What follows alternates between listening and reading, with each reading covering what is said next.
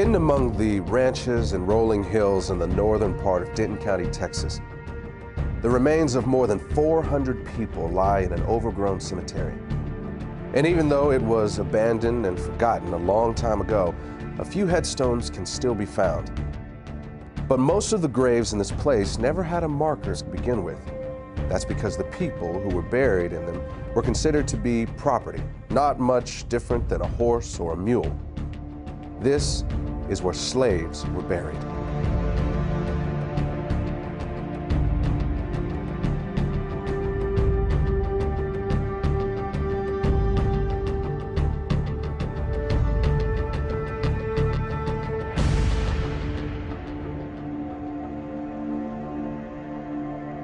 Hello, my name is Marcus Lloyd. And I'm Michelle Renee. We thank you for joining us. If you are African American, you and I will always be connected to the people whose bodies lie in that cemetery. Our ancestors may have worked alongside of them in the same cotton fields. They could have been bought and sold at the same auction houses or had chains hammered around their necks by the same overseer. Some of them may have even been hunted down by the same slave catcher or whipped by the same master. For almost 250 years, our people were held in bondage. And today, this period of history has come to be known by an ancient Swahili word. It's called the Ma'afa. And it began when the first Africans were shackled to the bottom of a slave ship. But the irony is that it did not end when the slaves were freed. In fact, it hasn't ended yet. And as you're about to see, a hidden racial agenda is keeping the Ma'afa alive into the 21st century. What shall be done with the 4 million slaves if they are emancipated? This question has been answered and can be answered in many ways. Primarily, it is a question less for man than for God, less for human intellect than for the laws of nature to solve. Our answer is, do nothing with them. Mind your business and let them mind theirs. Your doing with them is their greatest misfortune. They have been undone by your doings, and all they now ask and really have need of at your hands is just to let them alone. Frederick Douglass, 1862. It is the stupidity of man to think that he can do evil, even some monstrous evil, and it won't have any backlash on himself. But of course, it seldom works that way, and the moment he figures that out, he starts looking for a way to avoid the repercussions of what he's done. This is what happened with slavery. In the early 1800s, as it began to look like the end of slavery might be on the horizon, white America started to be concerned that a day of reckoning was coming. The primary fear for the average person was of retribution and insurrection, and that was a reasonable fear. After all, it's illogical to think that you can do to a whole group of people what was done to African Americans and think that they will just take it lying down forever. And of course, there were things like the Nat Turner uprisings. But for the wealthy elite, their fears went beyond things like insurrection. They were worried about the financial impact. Remember, it was not just the cotton plantations that profited from slavery. Whether you're talking about the banks or the insurance companies, the railroads, even the newspapers, the fact is that almost every aspect of the American economy was at some level or another invested in the slave business. You also need to recognize that for the wealthy elitist who controlled this system, slaves were an asset as long as they were slaves. But at the moment they are set free, they become a liability. And what the elite knew was that the end of slavery would instantly release 4 million people into the economy who had been kept uneducated and effectively unemployable anywhere but the cotton field. And what they were concerned about was that this was going to bankrupt the American economy. Taxes were going to go through the roof to take care of these people. Crime was going to be rampant. The prisons were going to be flooded. There was going to be this population overrun. And in the North, the biggest fear was migration from the South of these black people. The other fear that these people had was intermarriage between blacks and whites would lead to a loss of racial purity. The question was, what were they going to do about it? And their initial thought was that they would just send all the slaves back to Africa. This plan was called colonization, and it had broad support among the wealthy elite. In fact, the American Colonization Society was even funded by the United States Congress. But in the end, colonization proved to be unworkable, and the idea was eventually scrapped. But about that same time, a new philosophy was emerging in the world. It was called eugenics, and for some, it seemed like the perfect solution to what had become known as the Negro dilemma.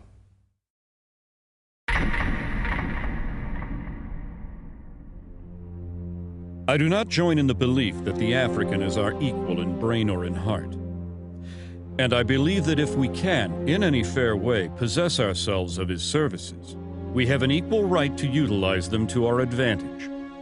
Francis Galton, 1857. Francis Galton is known as the father of eugenics. He actually coined the phrase eugenics. So he believed in trying to increase those he felt were superior in stock and decrease those he felt were inferior. Francis Galton came from a very wealthy family, a family that made its wealth from the slave trade. And what a lot of people don't know is that Francis Galton was a cousin to Charles Darwin. Francis Galton took Charles Darwin's philosophies and ideas and thoughts, and he actually put them into practice, and that's what we know today as eugenics. Eugenics and evolution are related in that they both see what they consider to be the highest form of primate, such as the gorilla, as almost indistinguishable from what they consider the lowest form of human, the African and the Aborigine. At some future period, not very distant as measured by centuries, the civilized races of man will almost certainly exterminate and replace the savage races throughout the world. The break between man and his nearest allies will then be wider, for it will intervene between man and a more civilized state, and some ape as low as a baboon, instead of as now between the Negro or Australian and the gorilla. Charles Darwin, 1890. Charles Darwin is very well known for writing The Origin of Species in the 1800s. This book gave rise to evolutionary theory. What people don't know is that there was actually a longer original title to this book, and that was On the Origin of Species by Means of Natural Selection, or the Preservation of Favored Races in the Struggle for Life. Now, copies and editions that they made afterwards eliminated that phrase about the favored races. Evidently, they understood then that it was politically incorrect. Some may defend Francis Galton because eventually that he rejected slavery, but they do point out that all of his wealth did derive from the slave trade, but also it needs to be known that he, as well as other eugenists, did not reject slavery until after it had ended, and they could not any longer exploit blacks legally. So at that point, it would have been quite easy for he and his cohorts to reject slavery. I think this is a point that we all have to really realize, that the eugenics movement was not invented by the everyday average white American, but by a select group of wealthy white elitists that had often used this ideology to pit all of white America against black America. And so we see that indeed that truly is the case even to this day. Average Negroes possess too little intellect, self-reliance, and self-control to make it possible for them to sustain the burden of any respectable form of civilization without a large measure of external guidance and support. Francis Galton, 1873. Eugenicists believed that Africans were inferior not just mentally, but physically, and that left to themselves, left alone, they would not make it. The problem is, it didn't work. With that failure, the eugenicists moved on to what is known as positive eugenics. In positive eugenics, the eugenicists wanted the white population to reproduce, to have so many children that it overwhelmed the black population. But that didn't work either. Next, they moved on to what they called negative eugenics. They knew that they could not round up all the blacks in the nation and execute them, so they decided to create an environment where they would convince the blacks to severely limit the number of children they were going to have, and thereby commit race suicide.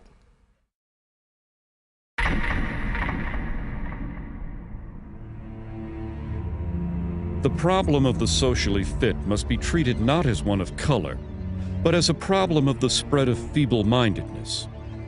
Dr. Charles Davenport, 1913, director of the Eugenics Record Office, Cold Spring Harbor, New York, and co-founder of the American Eugenics Society. The eugenics realized that they could not promote their agenda simply because they knew it would be viewed as politically incorrect and socially unacceptable. So what they did was use code words that were once successful in slavery, terms such as feeble-minded, unfit, words such as imbecile, immoral, criminal. They tagged those labels upon the targeted community. These words were less inflammatory, so it let society more or less not be totally alarmed of the original intent, but deep down inside, I believe everyone truly knew what segment of society and what people they were actually talking about.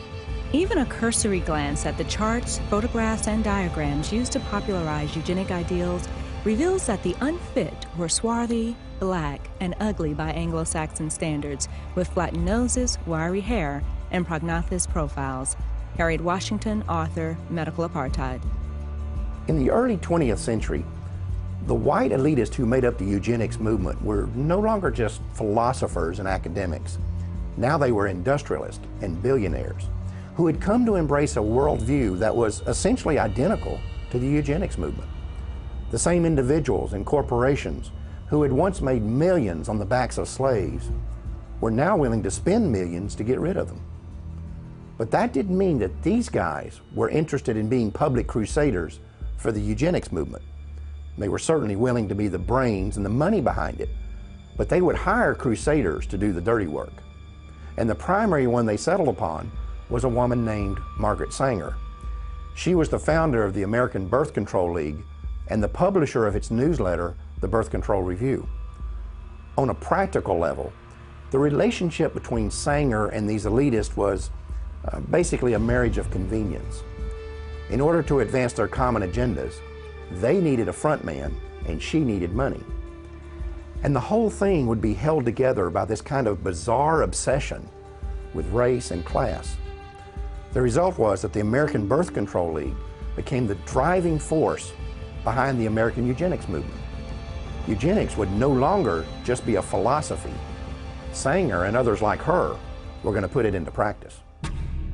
We are paying for and even submitting to the dictates of an ever-increasing, unceasingly spawning class of human beings who never should have been born at all.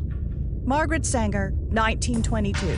The laws of nature require the obliteration of the unfit, and human life is valuable only when it is of use to the community or race.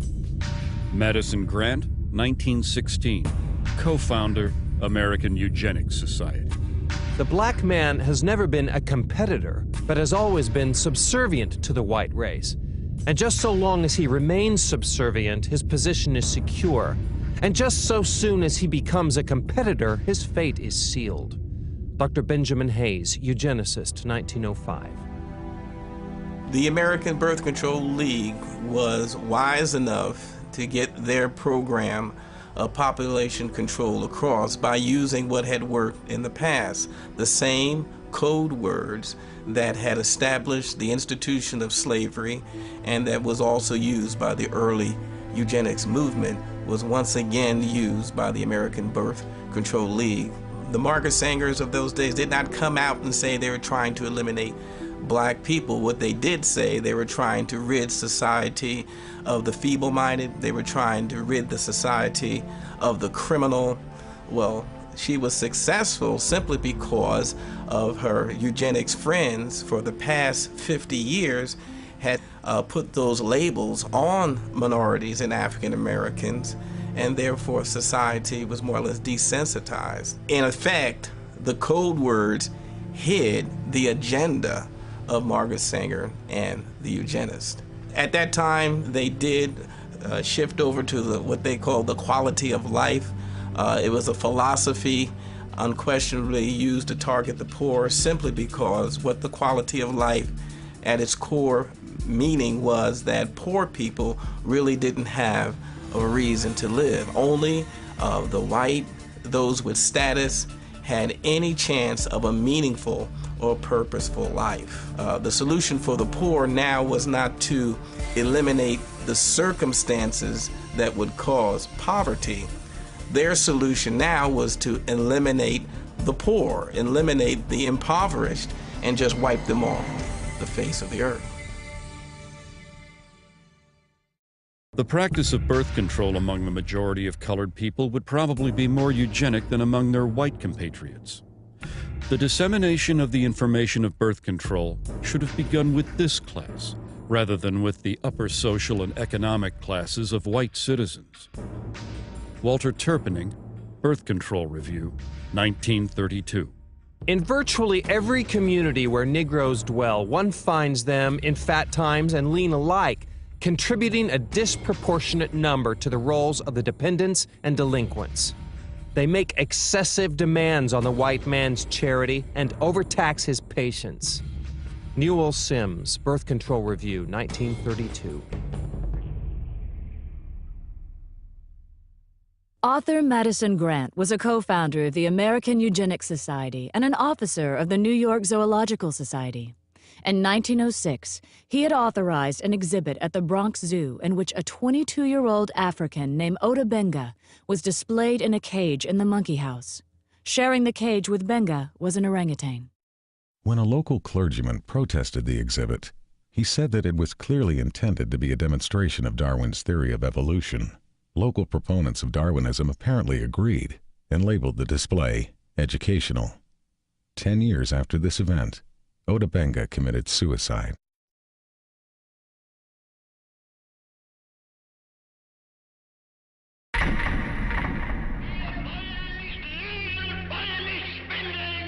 During Hitler's regime, the Germans were supplied with elaborate charts and complicated theses supposedly proving the superiority of the German people. It is interesting to note that at the bottom of these charts were the colored people of the world, most conspicuously, the black people. Floyd McKissick, National Director, Congress of Racial Equality, 1967. An often overlooked fact about the German Holocaust is that the Nazis did not simply target the Jewish population. They went after the black community as well. Under the threat of being sent to concentration camps if they did not cooperate, Afro-German citizens were not only forced to undergo sterilization themselves, they were also required to turn over their children for sterilization. In his book Mein Kampf, Adolf Hitler explained the motivation behind such programs. The Jews were responsible for bringing Negroes into the Rhineland. It suits the purpose of the cool, calculating Jew who would use this means of introducing a process of bastardization in the very center of the European continent, and by infecting the white race with the blood of an inferior stock, would destroy the foundations of its independent existence. Adolf Hitler, Mein Kampf. The Nazi attitude toward blacks was clearly defined in a 1944 book by Robert Ley, who was the head of the German Labor Front.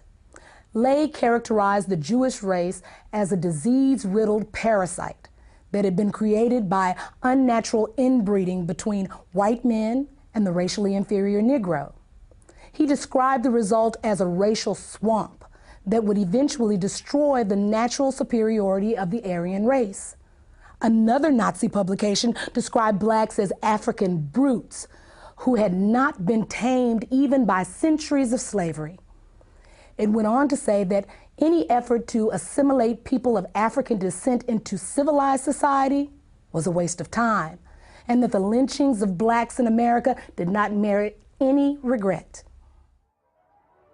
Since World War II, it has been well documented that Adolf Hitler was profoundly influenced by the American eugenics movement, and that many of his government's racial policies were actually developed from the writings of American eugenicists like Madison Grant and Harry Laughlin.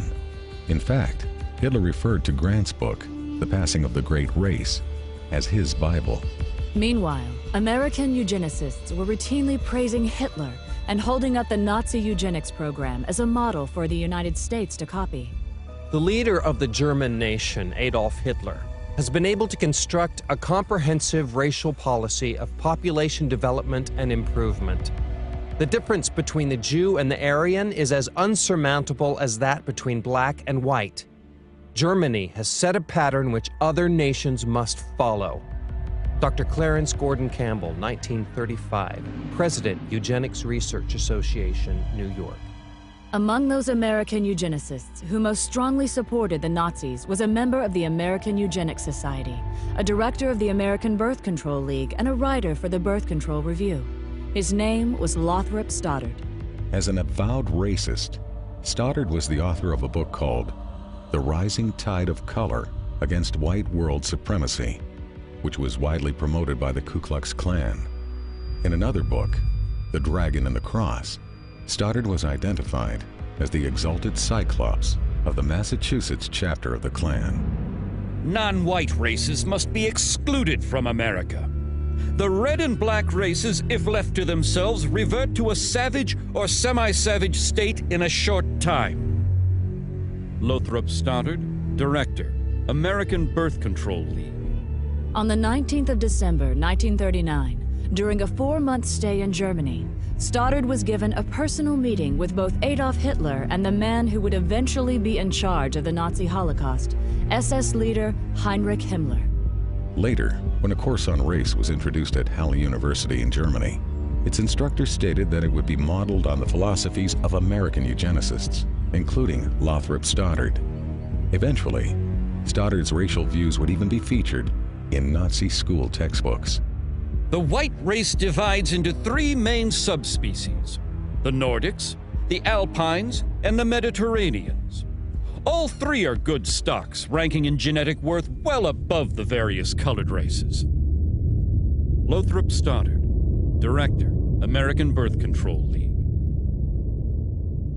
To eliminate blacks from Germany, one of the people Hitler called on was a eugenicist who had once written that blacks are an inferior race of savages who should only be allowed to survive as long as they are of use to the Aryan race. His name was Eugen Fischer, and about 20 years earlier, he had been one of the leaders of a system of concentration camps in southwestern Africa, where blacks were rounded up to be executed, experimented on, or held as free labor. Under Hitler, Fischer would serve on committees that planned the sterilization of all blacks in countries that came under German control. He would also be one of the first Nazi scientists to become publicly affiliated with the Carnegie-funded eugenics laboratory in Cold Spring Harbor, New York. Eventually, Fischer would also be put in charge of the Kaiser Wilhelm Institute, which was funded by the Rockefeller Foundation. It was here that many of the Nazi programs for creating racial purity were developed. In 1927, Margaret Sanger organized the World Population Conference in Geneva, Switzerland, and gave it front-page coverage in her Birth Control Review. The events program shows that several of its attendees were colleagues of Sanger's from the American eugenics movement. It also documents that among those who were given a leadership role in the conference was Eugen Fischer, the man who would eventually lead the Nazi effort to eradicate blacks from Europe. Another American eugenicist with Nazi connections was Harry Laughlin. Now, he was an official with both the American Eugenics Society and the American Birth Control League, and in 1928 his plan for using forced sterilization to eliminate those who might produce what he called degenerate offspring was published in the Birth Control Review. In 1936, Laughlin led an effort to distribute the English language version of a Nazi eugenics film to audiences in the northeastern part of the United States. He had acquired the rights to the film from the Race Policy Office of the Nazi Party and, with the help of 2 other American eugenics organizations, had mailed literature to biology teachers at 3,000 U.S. high schools, urging them to show it in their classrooms. Later that year, Laughlin was praised in a Nazi newspaper and awarded an honorary degree from the University of Heidelberg for his contributions to the Nazi eugenics effort. In the 1930s, a German psychiatrist named Ernst Rudin was named president of the International Federation of Eugenics in Cold Spring Harbor, New York, which was funded by the Carnegie Corporation. And in 1933, his call for racial purity was published in the Birth Control Review. Later, Rudin would be chosen by Hitler to write Germany's eugenics laws, and at one point, he personally helped the Gestapo round up and sterilize several hundred blacks, who they referred to as Rhineland bastards. After the war, Rudin would be identified as one of the architects of the barbaric medical experiments that the Nazis carried out in their concentration camps. It may be possible that Hitler actually got the idea for concentration camps while studying the American eugenics movement. In 1919, the state of Indiana had allocated $300,000 to create a work colony in the city of Butlerville, where those who were labeled feeble-minded would be incarcerated. Then in 1932, Margaret Sanger called for the United States government to set aside farms and open spaces where certain groups of people would be segregated from the rest of society. She proposed that, among others, the illiterate, the unemployed, and the poor should be forcibly kept in these areas until they developed what she called better moral conduct. It was later discovered that under the Indiana program, the state was allowed to label someone feeble-minded if they were poor or did not do well in school, or if the state considered them to be shiftless or have insufficient moral judgment. But it's important to understand that this Indiana campaign was not unlike those in other states. For example, a eugenics project conducted in Massachusetts during the late 1920s proposed sterilization for young girls who were diagnosed as defective, which could include being unwed and pregnant, financially poor, or if the state labeled them socially undesirable. In addition, boys as young as 14 could be castrated for showing signs of kleptomania or for exhibiting what was described as solitary behavior.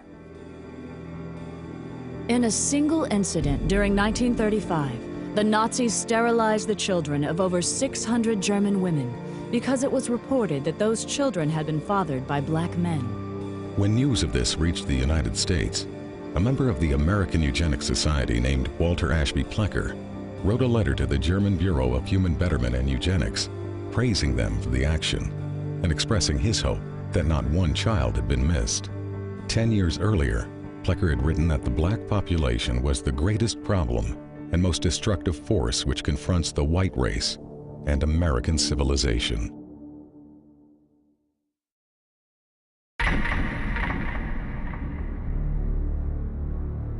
Eugenics goals are most likely attained under a name other than eugenics. Frederick Osborne, president and founding member of the American Eugenics Society. By the late 1930s and early 1940s, revelations about Nazi and fascist atrocities in Europe were causing the public to become increasingly uncomfortable with terms like eugenics and population control. This alarmed the leaders of the American Birth Control League, who were aware that this shifting attitude could impact both their ability to implement their racial agenda and their ability to raise funds. They were also aware that the connections between the American Birth Control League and the Nazis were starting to become known. Marketing research had shown them that in this environment, they needed to move away from words like control in favor of less threatening words like planning. So in 1942, they changed the name of the organization. From then on, the American Birth Control League would officially be known as Planned Parenthood. The important thing to understand here is that this name change did not change the organization's agenda. The same people were still in control, they were still obsessed with race, and they were still dedicated to eugenics. Today, defenders of Margaret Sanger will often try to hide her racism by claiming that she was not really a eugenicist and that Planned Parenthood was never part of the eugenics movement. But the truth is that as late as 1956, the American Eugenics Society listed Sanger as a member of the organization. In addition, many of Sanger's colleagues and the people whose writings she published, as well as many of Planned Parenthood's officers, were also known to be members. In fact, the ties between Sanger and the eugenics movement were so well established that in the 1920s, Sanger pursued a plan to merge the American Birth Control League, or Planned Parenthood as it was later called, with the American Eugenics Society. However, despite Sanger's efforts, the merger plan died after being rejected by the leadership of the American Eugenics Society. As an alternative, Sanger then proposed that the two organizations at least combine their publications into one magazine. But again, that idea was also rejected by the American Eugenics Society. The eugenic and civilization value of birth control is becoming apparent to the enlightened and the intelligent. The campaign for birth control is not merely of eugenic value, but is practically identical in ideal with the final aim of eugenics. Margaret Sanger, 1921. In her autobiography, Margaret Sanger wrote about a speech she gave in 1926 at a Ku Klux Klan rally in Silver Lake, New Jersey. The Planned Parenthood founder bragged about the fact that afterward, she was invited by 12 other Klan chapters to speak at their events. At about the same time the American Birth Control League was changing its name to Planned Parenthood, a lot of books and reports began coming out that attempted to put a happy face on eugenics. And many of them were written by people that were associated with Planned Parenthood. The strategy here was obvious. Since the Nazis had turned eugenics into a four-letter word, the American eugenics movement decided it was time to lay low. So most of their writings during this time period downplayed the role of eugenics and couched their agenda in terms of helping the African American. Perhaps the best example of this is a 1,500-page book by eugenicist Gunnar Myrdal called An American Dilemma: The Negro Problem in Modern Democracy. Interestingly, this book was not the result of some mom-and-pop operation. Myrdal had 75 assistants working on this project whose salaries were being paid for by the Carnegie Corporation. And Carnegie had been a major player in the eugenics movement for many years. Gunnar Myrdal and his wife Alva were both involved in eugenics. They were funded by both the Rockefeller Foundation and the Carnegie Corporation. They were also closely linked to a Swedish eugenics program which forcibly sterilized 66,000 people. When you read Chapter 7 of this book, it becomes undeniable that this is a blueprint for the modern eugenics movement that we still see in the United States today. The bottom line is that Gunnar Myrdal believed that not only could blacks not help themselves, he felt that nobody could help them, and the only solution in his eyes was to get rid of them. Commonly, it is considered a great misfortune for America that Negro slaves were ever imported. The presence of Negroes in America today is usually considered a plight of the nation. Chapter 7, page 167. All white Americans agree that if the Negro is to be eliminated, he must be eliminated slowly, so as not to hurt any living individual Negroes. Chapter 7, page 168. The only way possible of decreasing Negro population is by means of controlling fertility. Chapter 7, page 170. Birth control facilities could be extended relatively more to Negroes than to whites, since Negroes are more concentrated in the lower income and education classes. Chapter 7, page 176. One thing I find very revealing about Chapter 7 is the first paragraph.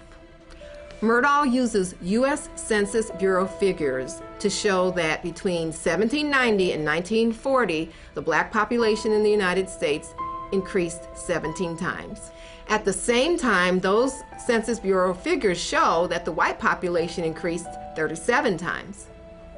However, neither Myrdal nor any other eugenicist wrote anything about what to do about that part of the population that was increasing twice as fast as the black population. Gunnar Myrdal's book on how to resolve what he called the Negro Problem was published in 1944 by Harper & Brothers of New York. 4 years earlier, the same company, which is today known as HarperCollins, had also published a book by one of the founding members of the American Eugenics Society.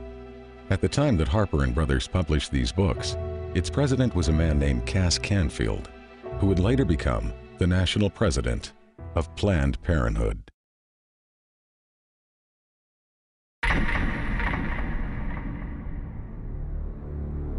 We hope that the restraint of population growth can come about through voluntary means. But if it does not, involuntary methods will be used. Dr. Donald Minkler, 1972. Donald Minkler was the president of the American Association of Planned Parenthood Physicians and a member of the board of directors of Planned Parenthood Federation of America. Like many of those in the eugenics movement, he understood that their plans would not always be voluntarily adopted, and that the use of governmental coercion or even force might one day be necessary. The idea of forced eugenics was not something that suddenly developed in the 1970s. In a 1929 speech, American eugenicist Samuel Holmes had proposed that mandatory birth control should be used as a tool to eliminate what he called the menace to the white race that had been created by increases in black population. His solution was to have a quota system in which the right to have a child would be controlled by the government and determined by race. At the time, Holmes was on the National Council of the American Birth Control League, which would later become known as Planned Parenthood.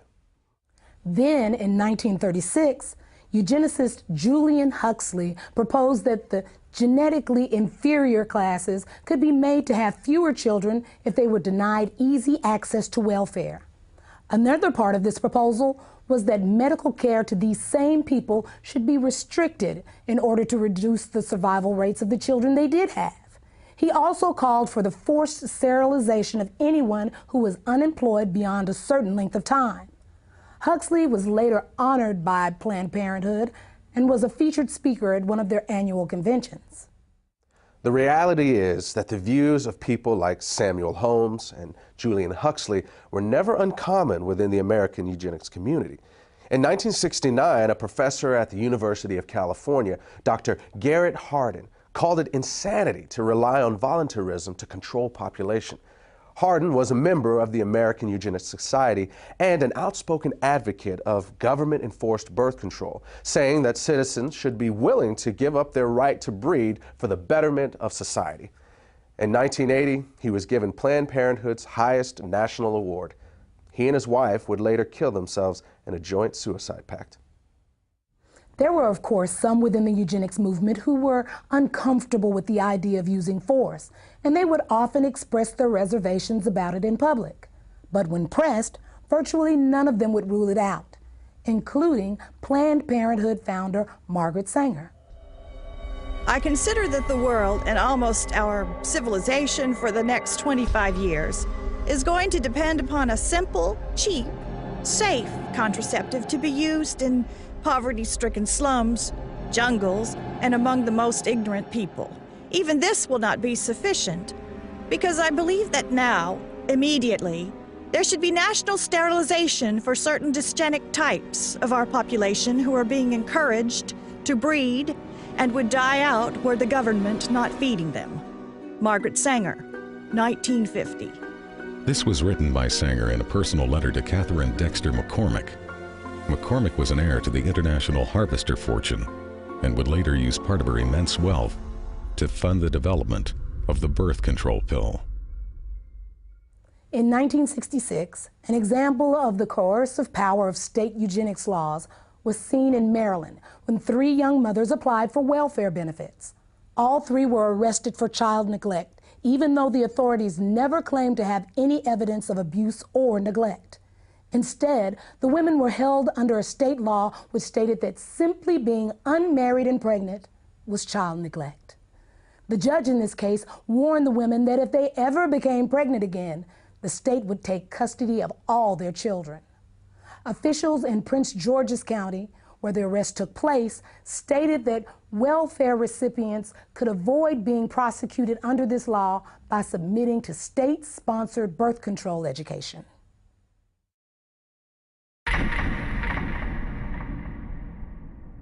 In 1934, Adolf Hitler sent a letter to American eugenicist Leon Whitney, complimenting him for a book he had written on sterilization. Whitney was the former executive secretary of the American Eugenics Society and a colleague of Margaret Sanger's. Sanger also published his writings in the Birth Control Review. In the book that Hitler was praising, Whitney had written that America could eliminate what he called the slum elements of society by sterilizing the lowest 25% of its population. He claimed this was necessary because such people are too stupid to understand or practice even simple methods of contraception. Besides, he said, the country would hardly miss them. One of the people he was talking about was named Elaine Riddick. At the age of 13, I became pregnant. I was raped by a guy that lived across the street from me. He snatched me off the street and molested me and threatened my life and said if I ever told anyone that he would kill me. When they was delivering my son, they sterilized me at the same time. They had approached my grandmother and said that if she wanted to continue to receive supplement, welfare and food stamps, or at this time they was giving out these surplus foods, canned cheese, I think it was, powdered eggs, and said that if she did not sign the X, that they were going to stop her supplements. Mind you, my grandmother was illiterate. She had never ever gone to school. She didn't understand what it was. So she signed the X and they did this to me. I did not find out that they had sterilized me until I was 19 years old. I asked the state of North Carolina why they did this to me, and they said that because I was feeble-minded, that I would not be able to take care of myself, I would not be able to tie my shoes, that I was just incompetent. The state of North Carolina also said that I had never performed, at the age of 13, I had never performed a day's work in my life. They couldn't get me to do anything. But at the age of 13, I mean, should I not have been in school? They were saying that feeble-mindedness is hereditary. So they sterilized me so I would not produce my kind. Mind you, I am not illiterate, nor am I feeble-minded. I never went into high school, but yet I still acquired a college degree. They also justified that my child or my children would be feeble-minded. My son is the president of his own semiconductor company. He has his own construction company. And he has his own real estate company. I mean, how can you think that your government allowed or allowing these things to happen to a person, a life? You can't say nothing, you have no rights. To me, they took away all of my rights. They sterilized kids from, my understanding and my knowledge, as young as 8 years of age. I don't know what an 8-year-old can do that could cause them to do this to them. The only reason I can give myself is that because they're black. In 1961, social worker Sue Casebolt had been installed as the executive secretary of the North Carolina Eugenics Board. At a board meeting held 3 weeks later, she stated that she was going to keep a file on every child whose name reached her desk so that they could be picked up as soon as they reached childbearing age. Casebolt was still on the board in 1968 when it approved the sterilization of 14-year-old Elaine Riddick. It is better for all the world if instead of waiting to execute degenerate offspring for crime or to let them starve for their imbecility, Society can prevent those who are manifestly unfit from continuing their kind. 3 generations of imbeciles are enough. Oliver Wendell Holmes, U.S. Supreme Court Justice, 1927. Holmes made this statement in his ruling on the constitutionality of Virginia's forced sterilization law. It mirrored the views of President Theodore Roosevelt, who had originally appointed Holmes to the Supreme Court. In a 1913 letter to American Eugenics Society founder Charles Davenport, Roosevelt had stated that the country had no business allowing citizens of the wrong type to reproduce. In 1907, Indiana had become the first of more than 30 states to pass sterilization laws, and some of those laws stayed on the books well into the 1970s. In fact, the state of Oregon did its last sterilization in 1981 and did not abolish its eugenics board until October of 1983. Some states practice sterilization without ever creating an official eugenics board.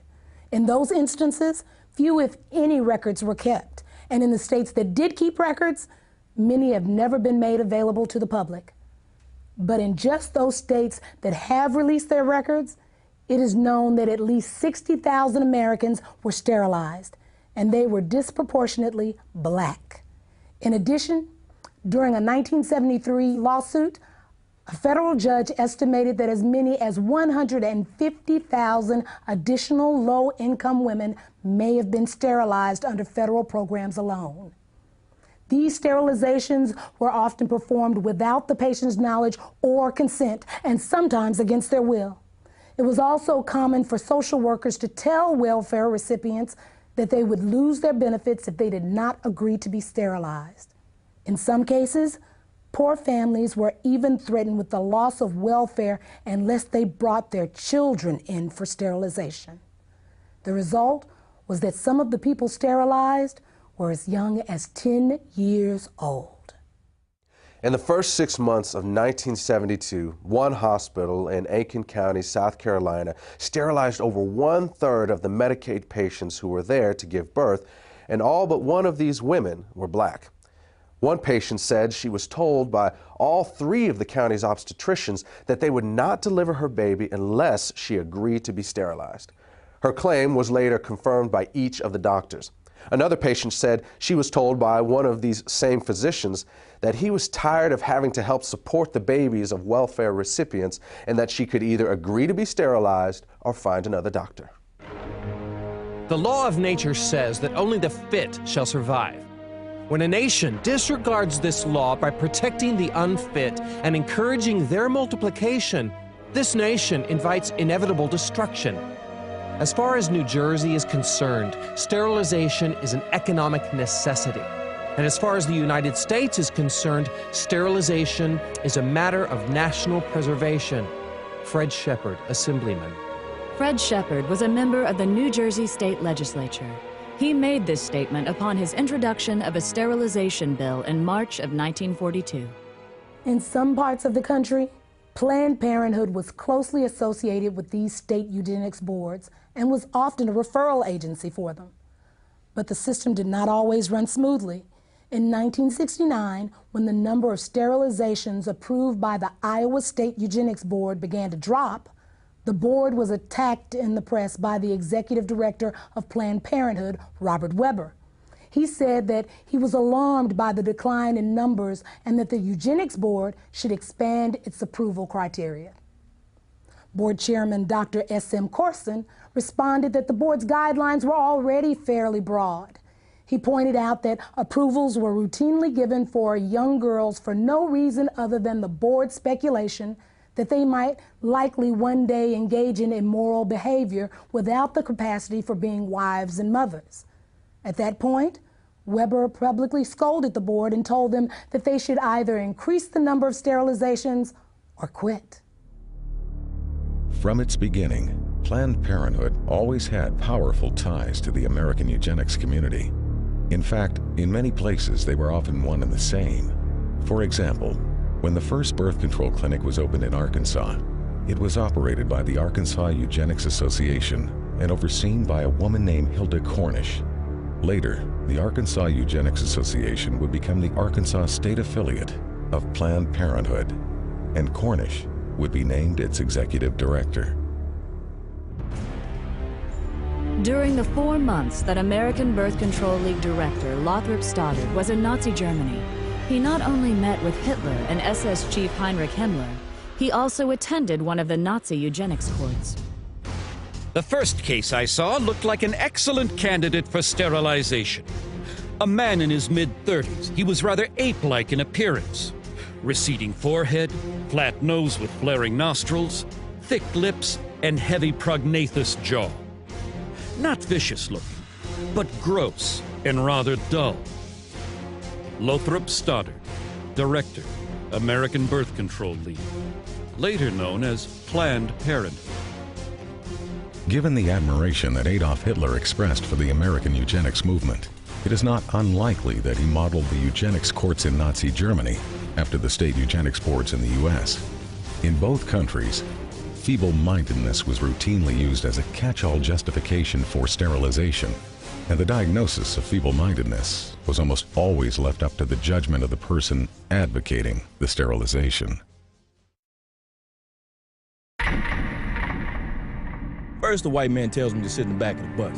Now it looks like he wants me to sleep under the bed. Back in the days of slavery, black folks couldn't grow kids fast enough for white folks to harvest.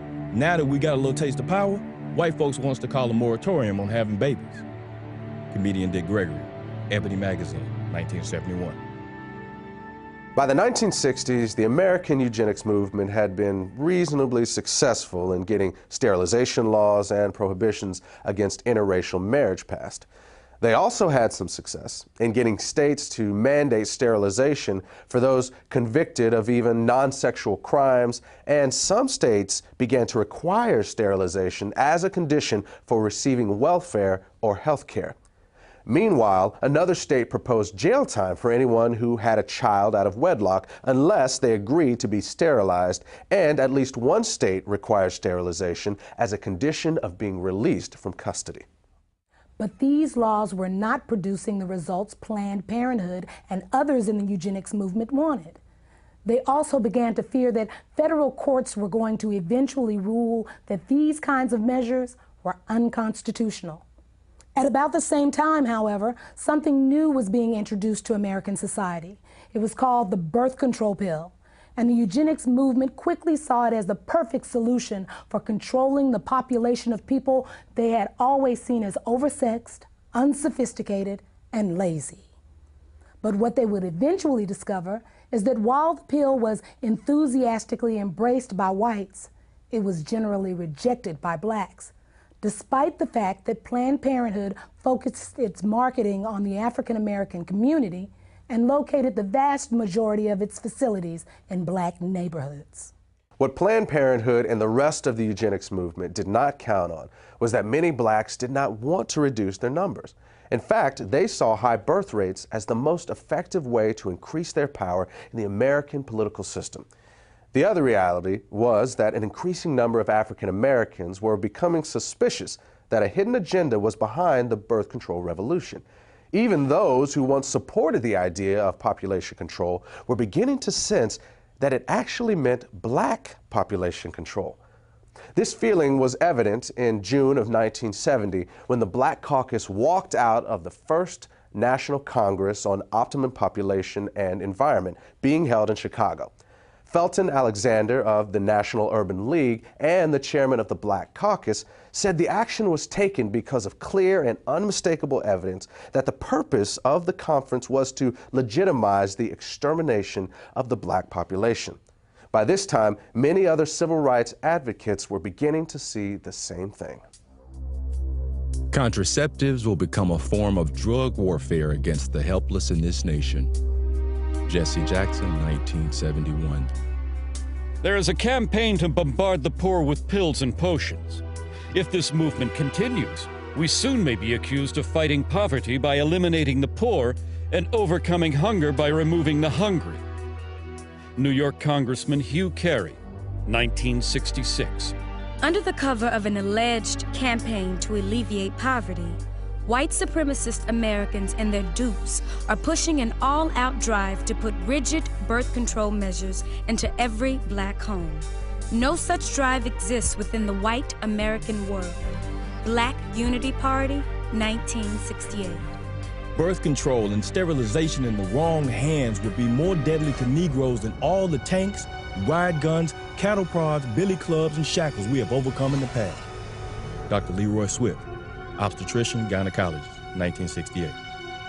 As it became clear that a growing number of African Americans were connecting the dots between birth control and black genocide, eugenics organizations began calling for the U.S. government to add birth control chemicals to the nation's food and water supply. It was even suggested that this strategy could be specifically targeted at urban neighborhoods. This idea was widely embraced in the eugenics movement and taken seriously enough by the government to be discussed at a 1969 meeting at the United Nations. Under the plan being considered, a couple could apply to the government for permission to have a child, and if approved, they would be given an antidote to the population control chemicals they had ingested in their food and water. Interestingly, the idea that government should have some sort of licensing agreement to regulate who would and would not be allowed to give birth was not a new one. In 1934, Planned Parenthood founder Margaret Sanger had proposed that the U.S. government implement a system in which women would not have the legal right to have a child without a permit from the government, and that these permits would only be good for one baby. But eventually, proposals like forced sterilization, chemicals in the food and water supply, and government control of childbearing were abandoned by most people in the eugenics movement. Despite the fact that many of them openly advocated such ideas, they would come to realize that there was really no practical way to carry them out. But for all their failures, what the eugenics movement had accomplished was to lay the foundation for the next phase of their plan. And this is where they would find the success that they had been chasing for over 100 years.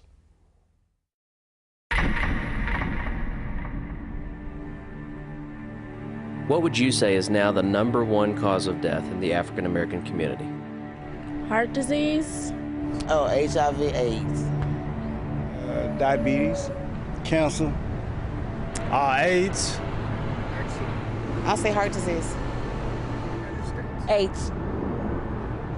From what I heard, it's probably AIDS, you know. Probably heart disease.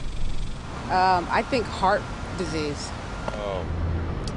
HIV.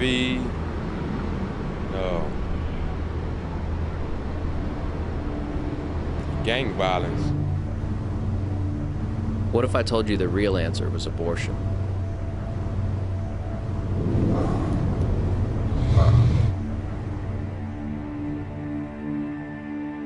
Since 1973, legal abortion has killed more African Americans than AIDS, cancer, diabetes, heart disease, and violent crime combined.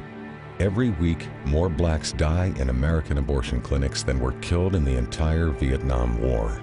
And the largest chain of abortion clinics in the United States is operated by Planned Parenthood.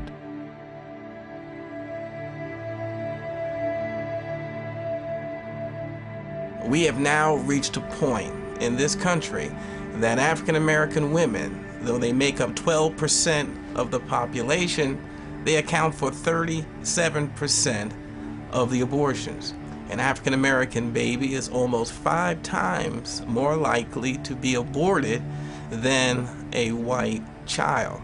The abortion industry at this point kills as many African American people every 4 days as the Klan killed in 150 years. And you can truly say the most dangerous place for an African American to be is in the womb of their African American mother.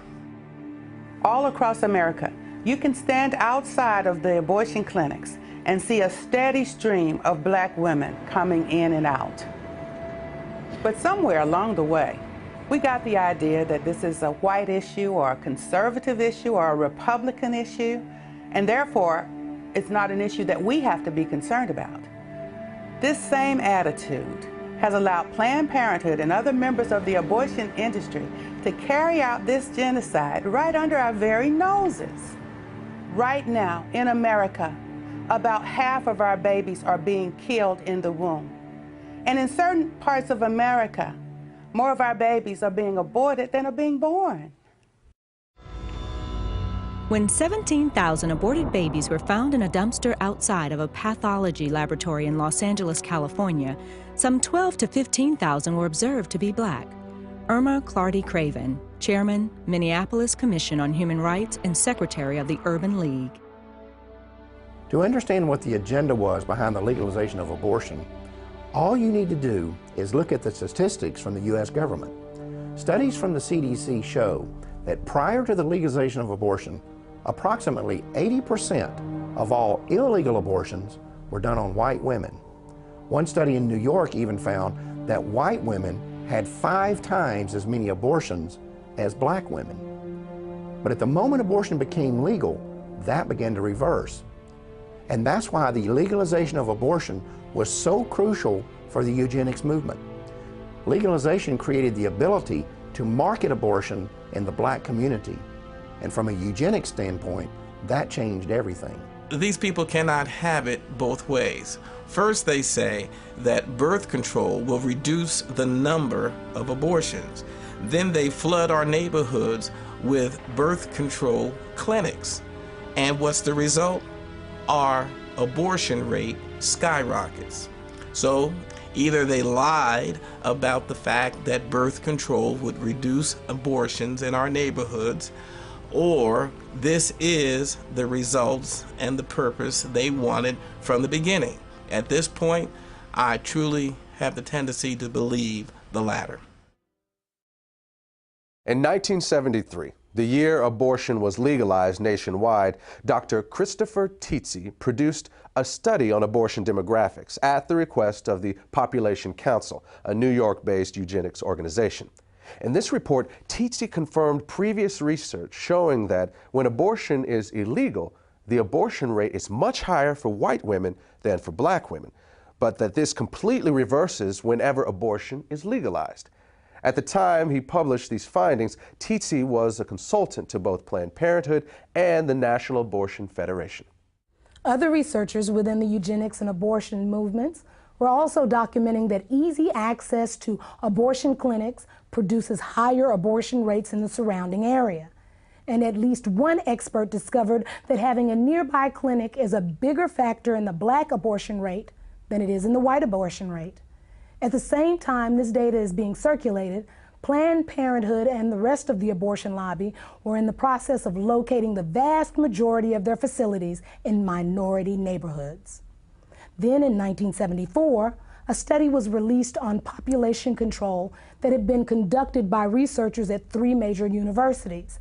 By analyzing data obtained from Planned Parenthood's own records, they determined that the #1 factor in deciding whether a county in the United States provided free or low-cost family planning services was not poverty, but race.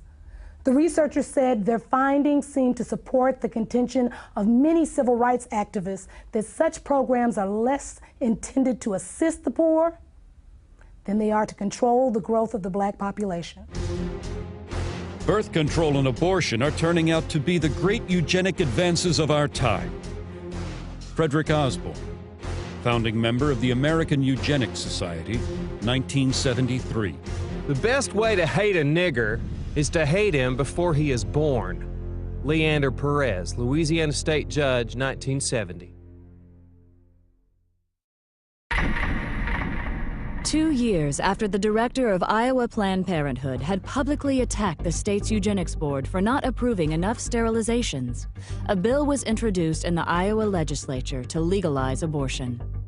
Despite having the support of both the state Republican Party and the state Democratic Party, as well as strong backing from the governor, the bill would be defeated almost single-handedly by the only African American in the Iowa legislature.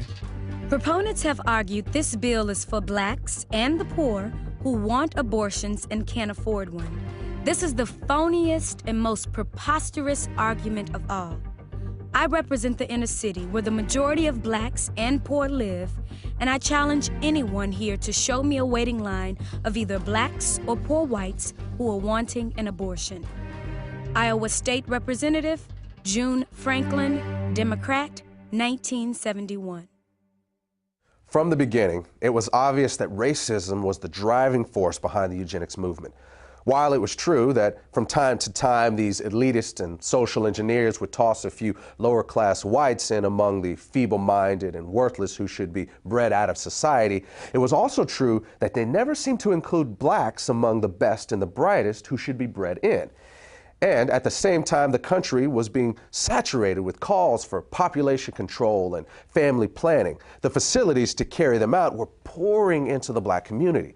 After all, no one was suggesting that there were too many white people in the world. And realities like those did not go unnoticed by early civil rights activists. For them, the reason birth control and abortion were being pushed was not a secret. Those whom we could not get rid of in the rice paddies of Vietnam, we now propose to exterminate if necessary, eliminate if possible, in the OB wards and gynecology clinics of our urban hospitals. Jesse Jackson, 1971. Black people are the target of birth control, not because the ruling politicians like them and care about their economic equality, but because they hate them and can no longer use them in plantations and other cheap labor conditions. Muhammad Speaks, the Black Muslim newspaper, 1970. I believe the entire question of abortions is just one more in the continuous series of events to eliminate the black population. Father George Clemens, Jet Magazine, 1973.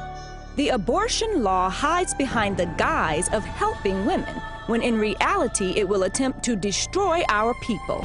Brenda Hyson, New York chapter, Black Panther Party, July 1970. The racist tells you to take birth control pills to kill, to murder life that might have existed if you had not. They are planning mass extermination of people they consider dispensable. Van Keys, Oakland chapter, Black Panther Party, 1969. A true revolutionary cares about the people. He cares to the point that he is willing to put his life on the line to help the masses of poor and oppressed people. He would never think of killing his unborn child. Detroit chapter, Black Panther Party, 1970. Who the hell is getting the pill? The Mexican and the Negro. Do you want to wipe us out? Cesar Chavez, 1967. On the day after the assassination of Dr. Martin Luther King, a memorial service was held at Howard University in Washington, D.C. As mourners left the auditorium, they encountered about 600 people attending a rally outside. Several speakers were heard warning the crowd that population control was being used as a weapon of black genocide. Among the speakers who gave this warning was noted civil rights activist Stokely Carmichael. A year later, Pittsburgh police were called when 200 sticks of dynamite were discovered near a local Catholic church. An investigation revealed that the dynamite was not intended for the church, but was instead left behind by civil rights activist William Bowie Hayden. Hayden later admitted that he and his group, the United Movement for Progress, had planned to use the explosives to blow up nearby Planned Parenthood facilities because they were practicing black genocide. Hayden had once stated that any African American who supported allowing Planned Parenthood into black neighborhoods was an Uncle Tom. Into the black community stepped Planned Parenthood. Only when they came into the black community, they've become Planned Black Genocide. William Bowie Hayden, civil rights activist, 1971. Among those associated with Hayden was an African-American physician named Dr. Charles Greenlee. Greenlee had been a staunch supporter of Planned Parenthood, but became suspicious of the organization after noticing that black neighborhoods in his city were, as he described it, saturated with Planned Parenthood facilities, while nearby white neighborhoods that were just as poor did not have a single one. In an article published by the Black Muslim newspaper Muhammad Speaks, Greenlee said he had also discovered that deceptive materials were being circulated in the ghettos and delivered to the homes of black women, warning them that welfare recipients who had additional children would lose their public assistance. Greenlee knew that wasn't true and concluded that Planned Parenthood was pushing a hidden agenda. It was then he severed his ties to the organization and started working against it. The idea is to make less niggas so they won't have to build houses for them. If we keep producing, they're either gonna have to kill us or grant us full citizenship. Dr. Charles Greenlee, civil rights activist, 1968.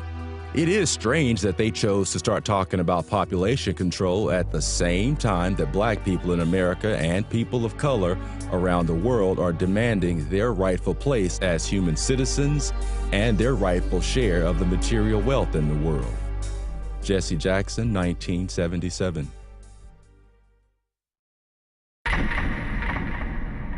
It is interesting how everyone assumes that the pro-life movement in America began in 1973 with Roe versus Wade. But we who were around during the civil rights movement and struggle of the 1960s, we know that the first anti-abortion groups were organizations like the Black Panthers, the Nation of Islam, and other community organizations. These folks were speaking out against both birth control and abortion long before the contemporary pro-life groups of today existed. But one of the problems with the civil rights movement was that there was far too many men and women who were willing to sell out the community. And a lot of powerful, influential African Americans knew that they had to be willing to turn and look the other way in order to advance their own personal political agendas. In 1972, those members of the Congressional Black Caucus, such as Charles Diggs, did not trust the abortion industry or those who were espousing population control or family health, and they were suspicious of them. But when the money began to flow, just as it was with Jesse Jackson, when he found out that indeed he could get funding and monies to run for presidents from these people, he flip-flopped in his position, because he once said abortion is black genocide. What happens to a mind of a person in the moral fabric of a nation that can abort a baby without a pang of conscience? Where will we be 20 years from today? But when Reverend Jesse Jackson realized he needed money to run for president, all of a sudden the most important civil rights issue is a woman's right to choose. In 1975, Jesse Jackson called for the ban of abortion through a constitutional amendment. And in an interview in Jet magazine, he referred to abortion as genocide. But Jesse Jackson, on the other hand, wanted to become president. And the Democratic Party at that time had sold out completely to Planned Parenthood and the eugenics crowd. And Jesse Jackson went along to get along.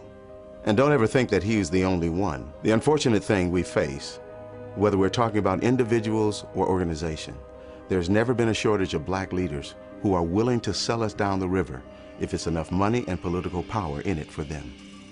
I've been grappling with the fact that the NAACP is in bed with the very organization that has brought black genocide to our community.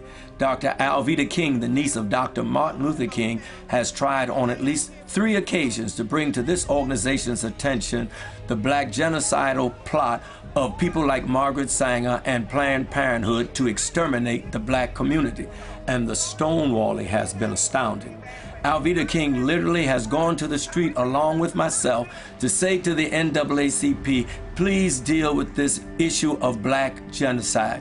The NAACP has responded by hiding and trying to prevent their convention goers to hear about black genocide. They've even gone to the extent of using buses to block our demonstration about black genocide in front of Cobo Hall where their convention was going on.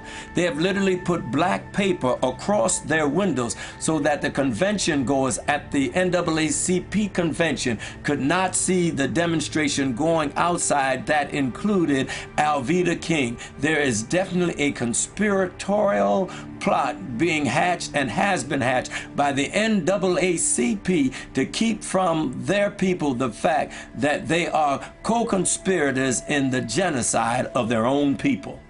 When you look at the number of African Americans who portrayed us over the years, it's not always clear whether they are uninformed or just out-and-out traitors.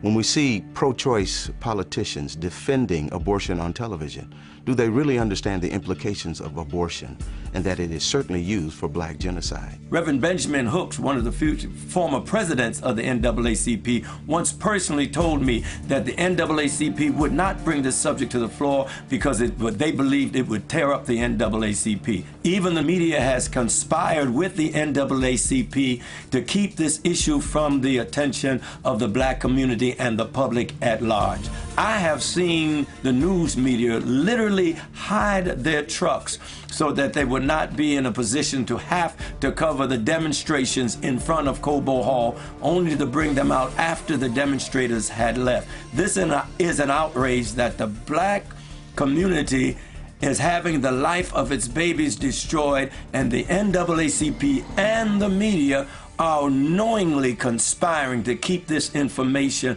from the public. This is an outrage, and it should be dealt with by every fair-minded American. The civil rights elite has forgotten the lives of unborn black children and has joined those who choose to kill them. Unbelievable! They have forgotten that in the past, racists snatched black babies from their mother's arms and sold them into slavery. Today they snatch them from their mother's womb and throw them in the garbage. Ishmael Hernandez, Executive Director, African and Caribbean American Center, 2003.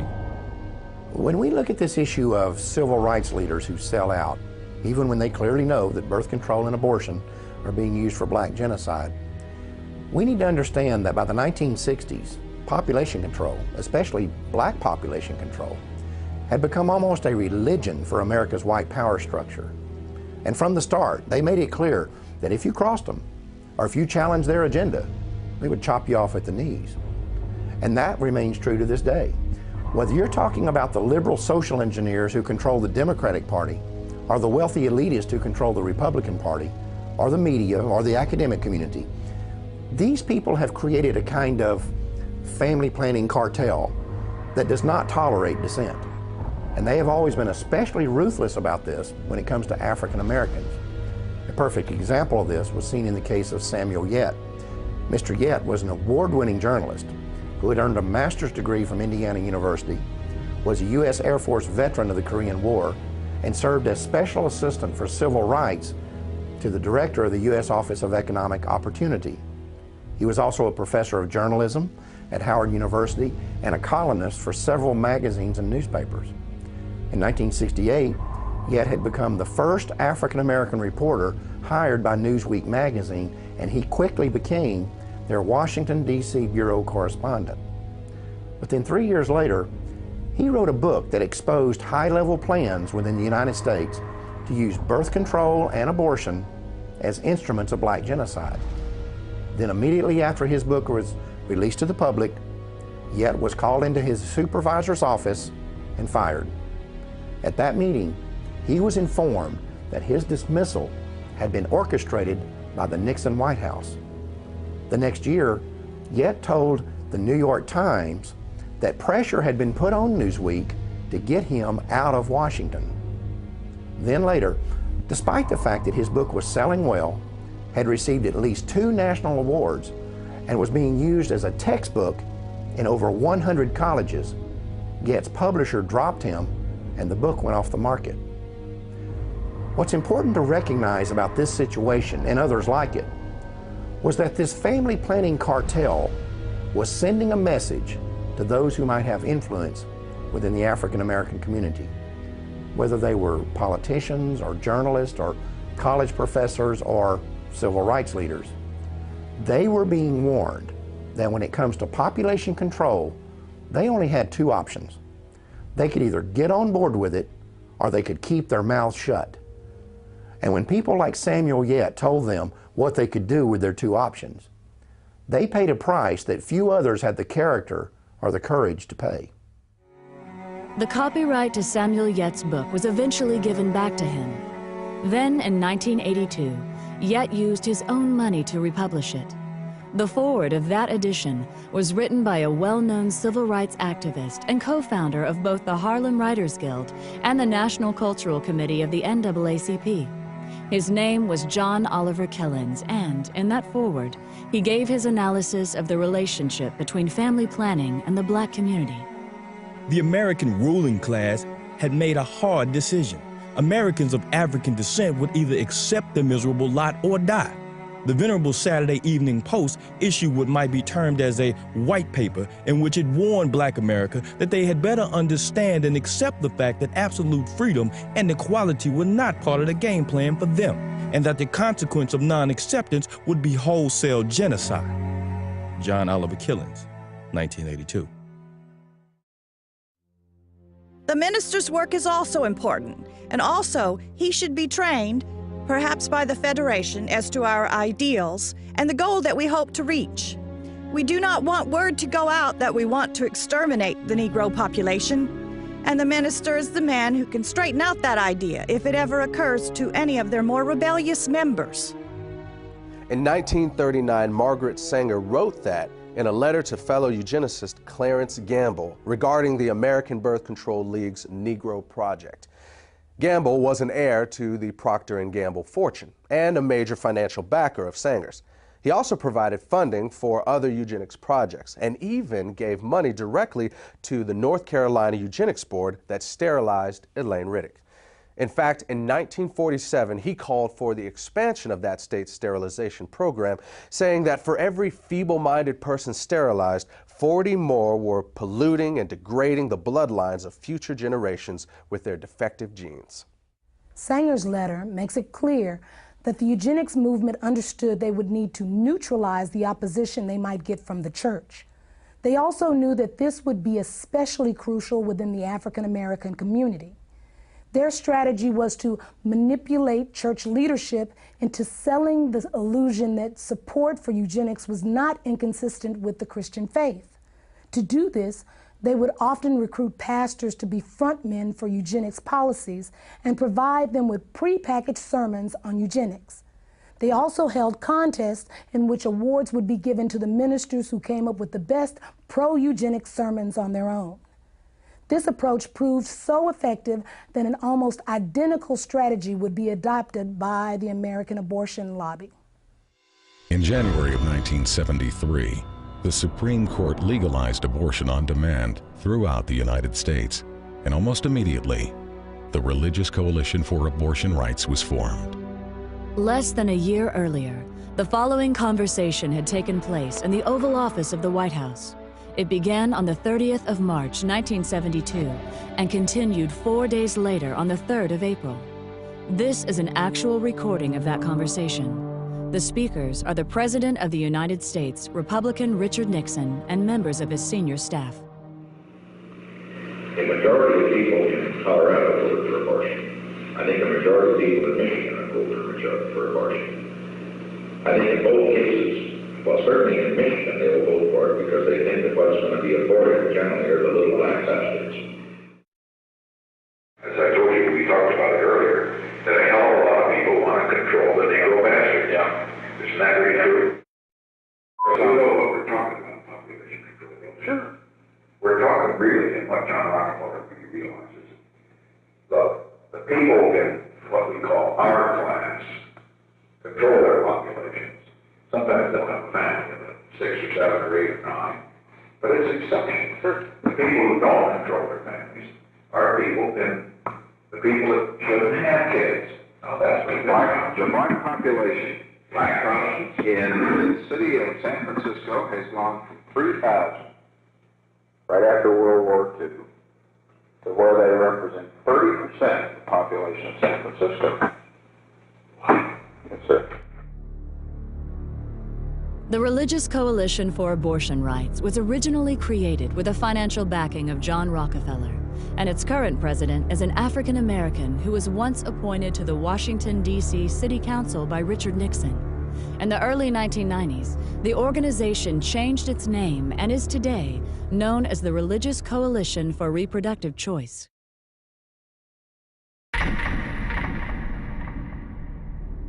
In 1969, a meeting of the United Nations Educational, Scientific, and Cultural Organization, also known as UNESCO, proposed that an American Population Commission be created with a, quote, large budget for propaganda, unquote. 4 months later, Republican President Richard Nixon signed legislation establishing the Commission on Population Growth and the American Future. The bill authorizing this new initiative had been passed with overwhelming support from congressional Democrats and was chaired by John Rockefeller. The executive director of the project was to be Dr. Charles F. Westhoff, who was also a member of both the American Eugenics Society and Planned Parenthood's National Advisory Council. Another member of this new commission was Dr. Joseph Beasley. In the 1960s, Beasley oversaw an aggressive eugenics program that concentrated on black neighborhoods in New Orleans with the stated intention of lowering welfare costs. This project would eventually be described by Planned Parenthood President Alan Guttmacher as the #1 success story in the history of American birth control movement. It also led to Beasley being elected chairman of the board of Planned Parenthood in 1970. Then in 1975, Beasley was sent to federal prison for conspiring to defraud the U.S. government of $778,000 that had been allocated for the project. In court, a local black civil rights activist named Sherman Copeland testified that he took payoffs from Beasley for helping him to convince residents of the targeted neighborhoods that birth control was not black genocide. In 1969, William H. Draper was appointed to represent the United States on the United Nations Population Commission. Draper had once proposed that government-sponsored population control efforts among the poor be accelerated in order to deal with racial unrest and to cure what he called the ghetto problem. Draper was on the governing body of Planned Parenthood and had personally raised more than $4 million for the organization. That same year, a New York Times article about Planned Parenthood said the organization's board of directors was dominated by people who were both white and wealthy. The article went on to quote one of those board members as saying, "What it all comes down to is that we want the poor to stop breeding while we retain our freedom to have large families. It's strictly a class point of view." There's ample evidence that government programs designed for poor black folks emphasize birth control and abortion availability, both measures obviously designed to limit black population. Comedian Dick Gregory, Ebony Magazine, 1971. It takes little imagination to see that the unborn black baby is the real object of many abortionists. Irma Clardy Craven, Chairman, Minneapolis Commission on Human Rights and Secretary of the Urban League. It was not until the mid-60s that blacks began to realize that what was called urban renewal was in fact what one black city planner labeled Negro removal. Roy Ennis, National Director, the Congress of Racial Equality, Ebony Magazine, 1974. To a large and growing number of 1960s civil rights activists, it became obvious that family planning was just a code word for abortion and birth control, and that it was being pushed by the government as a way to avoid putting money into the black community. This conclusion was reinforced by statements like those of Democratic President Lyndon B. Johnson, who in June of 1965 stated that every $5 the government spent on population control was worth more than $100 invested in economic growth. Then, at the urging of Republican Congressman George Bush, Johnson became the first U.S. president to endorse federal funding for birth control. In 1966, he would also accept Planned Parenthood's highest award for his policies, pushing family planning on foreign countries. It was at about this same time that political leaders from both parties began to increase their demands that aid to the poor, whether abroad or within the United States, be tied to birth control. In 1965, former Republican President Dwight Eisenhower complained that the United States was spending money to slow the population growth of responsible families, while at the same time providing financial incentives for ignorant, feeble-minded, and lazy people to have more babies. He said that history would rightly condemn the United States if we didn't link welfare to family planning. At that time, Eisenhower was the co-chairman of a Planned Parenthood fundraising campaign, along with former Democratic President Harry S. Truman. John Ehrlichman, who was an assistant to President Richard Nixon, wrote that Nixon once told him that African Americans could not really benefit from federal programs because they are genetically inferior to whites. Later, Nixon would label birth control a national priority and sign legislation to make it available as a service of the U.S. government. Then, in March of 1972, the Commission on Population Growth and the American Future, which Nixon had created 3 years earlier with the help of congressional Democrats, began calling for the nationwide legalization of abortion. The concept that abortion and birth control could be used to save the government money was well established by this point in history. In 1969, Joseph Kershaw, who was a researcher with the U.S. government's Office of Economic Opportunity, stated that the agency had closely studied the poverty issue and found that the single most cost-effective way for the government to address it was through family planning. In other words, through abortion and birth control. And that sort of thinking is still very much alive today. On January 25th, 2009, the Speaker of the United States House of Representatives, Nancy Pelosi, said on an ABC News program that the government's economic stimulus package should include a large increase in spending for population control. She said that this could save the state and federal governments the cost of having to pay for the health care and education of poor children.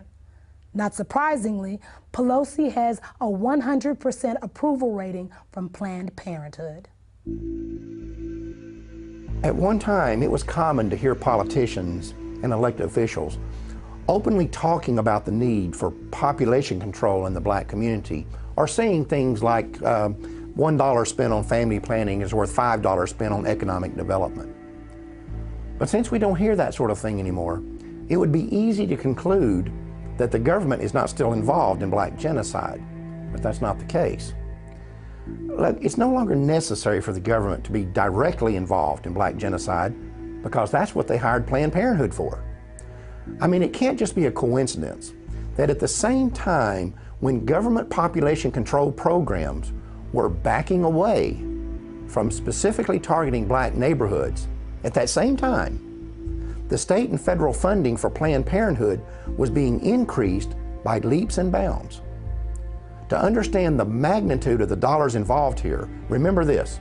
By 1970, Planned Parenthood was already the 19th largest health-related fundraising organization in the country. But by year 2000, it had moved into third place behind only the American Heart Association and the American Cancer Society. And a major factor in that phenomenal growth was government funding. Basically, what's happened over the last 40 years or so is that Planned Parenthood has taken billions in government money while locating the vast majority of its facilities in minority neighborhoods.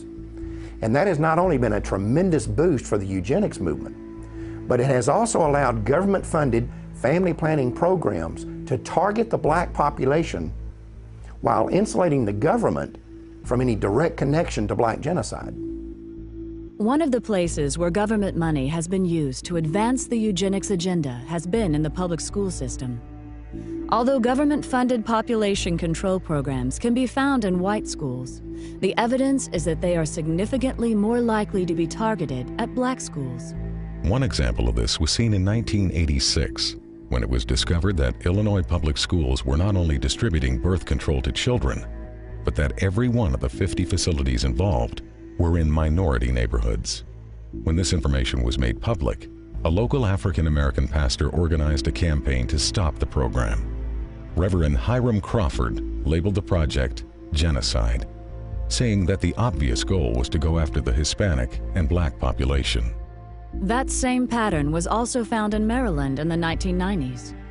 Even though the state's teen pregnancy rate was higher among white students than black students, when the contraceptive device Norplant was introduced, it was selectively marketed to children as young as 13 in predominantly black schools in Baltimore.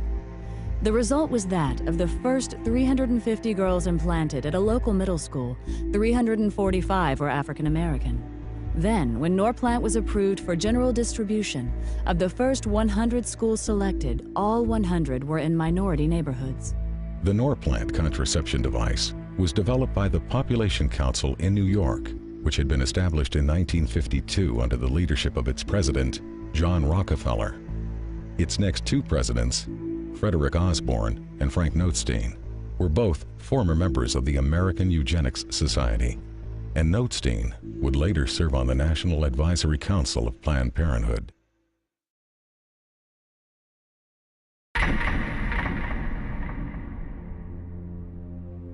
If you're going to curb population, it's extremely important not to have it done by the damn Yankees, but by the UN. Because the thing is, then it's not considered genocide. If the United States goes to the black man or the yellow man and says, slow down your reproductive rate, we're immediately suspected of having ulterior motives to keep the white man dominant in the world. If you can send in a colorful UN force, you've got much better leverage. Alan Guttmacher, president of Planned Parenthood and former vice president of the American Eugenics Society, 1970. 4 years after Guttmacher made that statement, America's National Security Council issued a report that was intended to define the United States government's official policy on controlling world population. It was called the National Security Study Memorandum 200, or NSSM 200, and it was formulated in cooperation with the United States Agency for International Development, the U.S. State Department, the Department of Defense, and the Central Intelligence Agency. One of its goals was to establish a strategy for reducing the populations of third world countries so that the United States could have increased access to their natural resources, particularly minerals and metals. Among the conclusions of NSSM 200 was that no country has reduced its population growth without resorting to abortion. The authors of the report then identified 3 non-governmental agencies that would be funded to carry out the government's population control agenda in the targeted countries. One of those agencies was Planned Parenthood. One of the tactics specified in NSSM 200 was that we might withhold food aid after a disaster if the countries do not accept the American idea of birth control. And this has happened many times all over the world. One example is the Southern American country of Guyana, which was hit by a hurricane back in 1997. Now, they had turned down abortion and birth control for 12 years straight. But after the hurricane hit Guyana in 1997, the World Bank said, we will not give you any aid unless you legalize abortion and birth control. And that's exactly what they did. I've seen this several times in Africa, where droughts have hit, and the United Nations and USAID will not assist unless they accept birth control. I've been all through Africa myself, and I've seen medical clinics that are full of birth control devices, but no safe motherhood delivery kits. There's no anesthesia, there's not even any bandages there. There's crates and crates of birth control pills and condoms. Now, while our commitment to birth control is going up every year, our commitment to authentic economic development is dropping. So we see less clean drinking water funding, less school funding, see less medical clinic funding. Another example is Haiti. Haiti has been hit by hurricanes several times, and the United States and other countries are saturated with birth control. In Haiti now, any woman, 90% of women at least, can now get access to any kind of birth control they want to, government funded, but less than 20% of the Haitians have access to clean drinking water. Now try to imagine there being a natural catastrophe in a country like Canada or Australia or France or England. And we go in there and we say to them, we're not going to offer you any kind of aid unless you accept our philosophy on birth control and population control. That will be outrageous. But that's our standard operating procedure when we go to a black country after a catastrophe of some kind. You cannot believe that we are going to treat people in a foreign country like this and not treat our own population of African Americans the same way. Consider what happened after Hurricane Katrina. One of the first things we did was bring in birth control and contraception. And as we all know, the hurricane disproportionately affected black families in that area. And I seriously doubt if the same kind of disaster hit a middle-class white area, the first response would be condoms and birth control. This idea that population control could be used to control a specific population was not unique to NSSM 200. For example, before the Nazis took power in Germany, abortion had been illegal except to save the life of the mother. But under Hitler, the Hamburg Eugenics Court ruled that it would still be illegal for Aryan women, but legal for women of what they called inferior racial stock. According to the court, encouraging eugenic abortions would promote racial hygiene and protect the health of the German people. This new policy eventually led to certain women being threatened with execution if they refused to abort what the Nazis called racially worthless babies. At about the same time this was going on in Germany, the government of Bermuda was blanketing the island with population control facilities and openly stating that their intent was to limit the numbers of blacks. Then in 1958, blacks in the Caribbean rebelled against a Planned Parenthood-led birth control campaign that was exclusively targeted at non-white residents, while at the same time, prosperous white residents were being encouraged to multiply. Following a similar pattern, a 1965 article in the Pittsburgh Courier newspaper reported that under apartheid, the white South African government was relying on targeted birth control as its primary weapon to reduce the number of blacks in the country. Unfortunately, we now know that the U.S. government was not immune to this sort of thing either. When 3 pro-choice researchers investigated the original motive behind the creation of the abortion pill, RU-486, what they discovered was that the scientific basis for it was actually developed in the United States during the 1960s by the National Institutes of Health at the U.S. Department of Health and Human Services. In their 1991 book, these researchers claimed to have found data showing that this agency was looking for an inexpensive and effective drug to control the populations of foreign countries that the government had classified as underdeveloped. The abortion pill was to be tested in these environments and, if successful, the plan called for it to then be introduced into Black, Hispanic, and Native American communities in the United States. In 1977, only 3 years after NSSM 200 was issued, the director of the United States Office of Population, Dr. Reimert T. Ravenholt, publicly stated that it was the U.S. government's intention to sterilize 1/4 of the world's female population. According to Ravenholt, one of the driving forces behind this campaign was the need to protect American financial and commercial interests. Ravenholt said that some foreign governments were refusing to give the United States permission to come into their country and control their population. He said that, in those cases, the plan was to be carried out by 2 private organizations with an enormous amount of financial support from the American government. When asked by a St. Louis newspaper to name the 2 organizations, he said that they were the United Nations Fund for Population Activities and Planned Parenthood.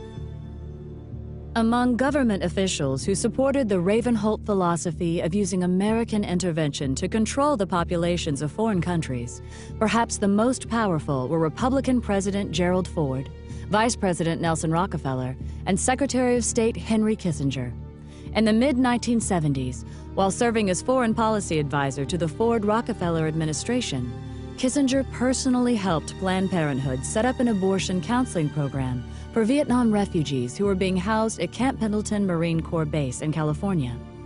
This was done despite the fact that the vast majority of these refugees were known to be strongly opposed to abortion, and not one of them had ever requested abortion counseling. At the same time, Kissinger also refused to hold an abortion training program that was being conducted by the Agency for International Development, which operates under the direction of the State Department.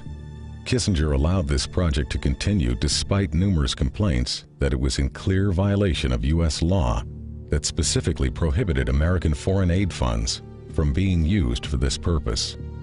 The commitment that Ford, Rockefeller, and Kissinger had for this illegal project may have been a reaction to something Reimert Ravenholt had said a few years earlier. In 1973, he was speaking at a Planned Parenthood national conference where he told attendees that abortion may actually be the most demographically powerful way of controlling population. Ravenholt would eventually be honored by Planned Parenthood for what it called innovation and vision in the population field. Years ago, a series of USA Today articles documented that there are large multinational corporations on the New York Stock Exchange today that actually got their start in the slave trade. But when slavery ended and Africans could no longer be financially exploited, many of those same corporations began pouring millions into the eugenics movement. The people they had found so valuable as property, they had little use for as fellow citizens. And again, some of those corporations and foundations and institutions are still around today, and every year they still pour millions into eugenics organizations like Planned Parenthood. In fact, if you look at Planned Parenthood's donor list, it reads like a who's who of corporate America. You also have individual elitists doing the exact same thing.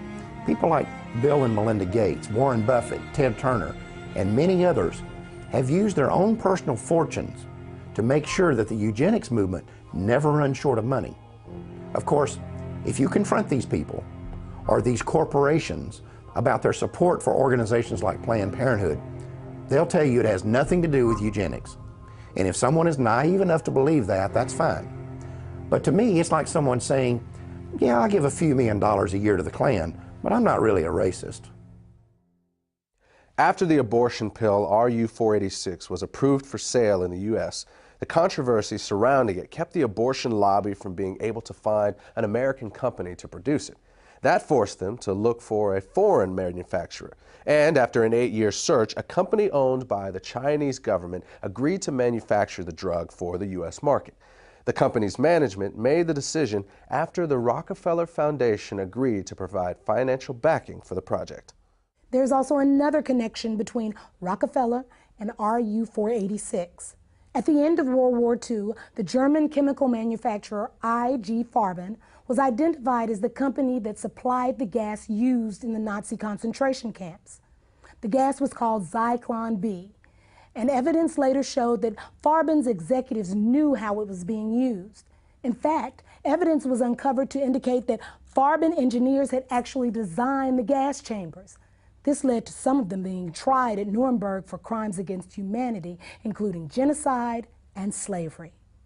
Interestingly, IG Farben was a financial partner with John D. Rockefeller and Standard Oil of New Jersey in a company called Standard IG Farben. In addition, within 3 months after Hitler came to power, the publicity director of Rockefeller Foundation and personal advisor to John D. Rockefeller, a man named Ivy Ledbetter Lee, was assigned the responsibility of directing public relations for IG Farben. After the war, IG Farben would change its name to become known as Hercht AG. Today, Hercht is a gigantic multinational corporation with subsidiaries all over the world, including the United States. Ironically, one of Hercht's subsidiaries, Rusal-Yuclof, is the French company that developed RU-486. In other words, the same company that produced the gas used in the Nazi death camps also produced the abortion pill that is now being used in American abortion clinics. And in both cases, there was a known connection to the Rockefeller Foundation. On the week he was inaugurated, Bill Clinton received this letter from attorney Ron Weddington. Weddington is the ex-husband of Sarah Weddington, the lawyer who successfully argued for the legalization of abortion in the Roe v. Wade case. 26 million food stamp recipients is more than the economy can stand. You can start immediately to eliminate the barely educated, unhealthy, and poor segment of our country.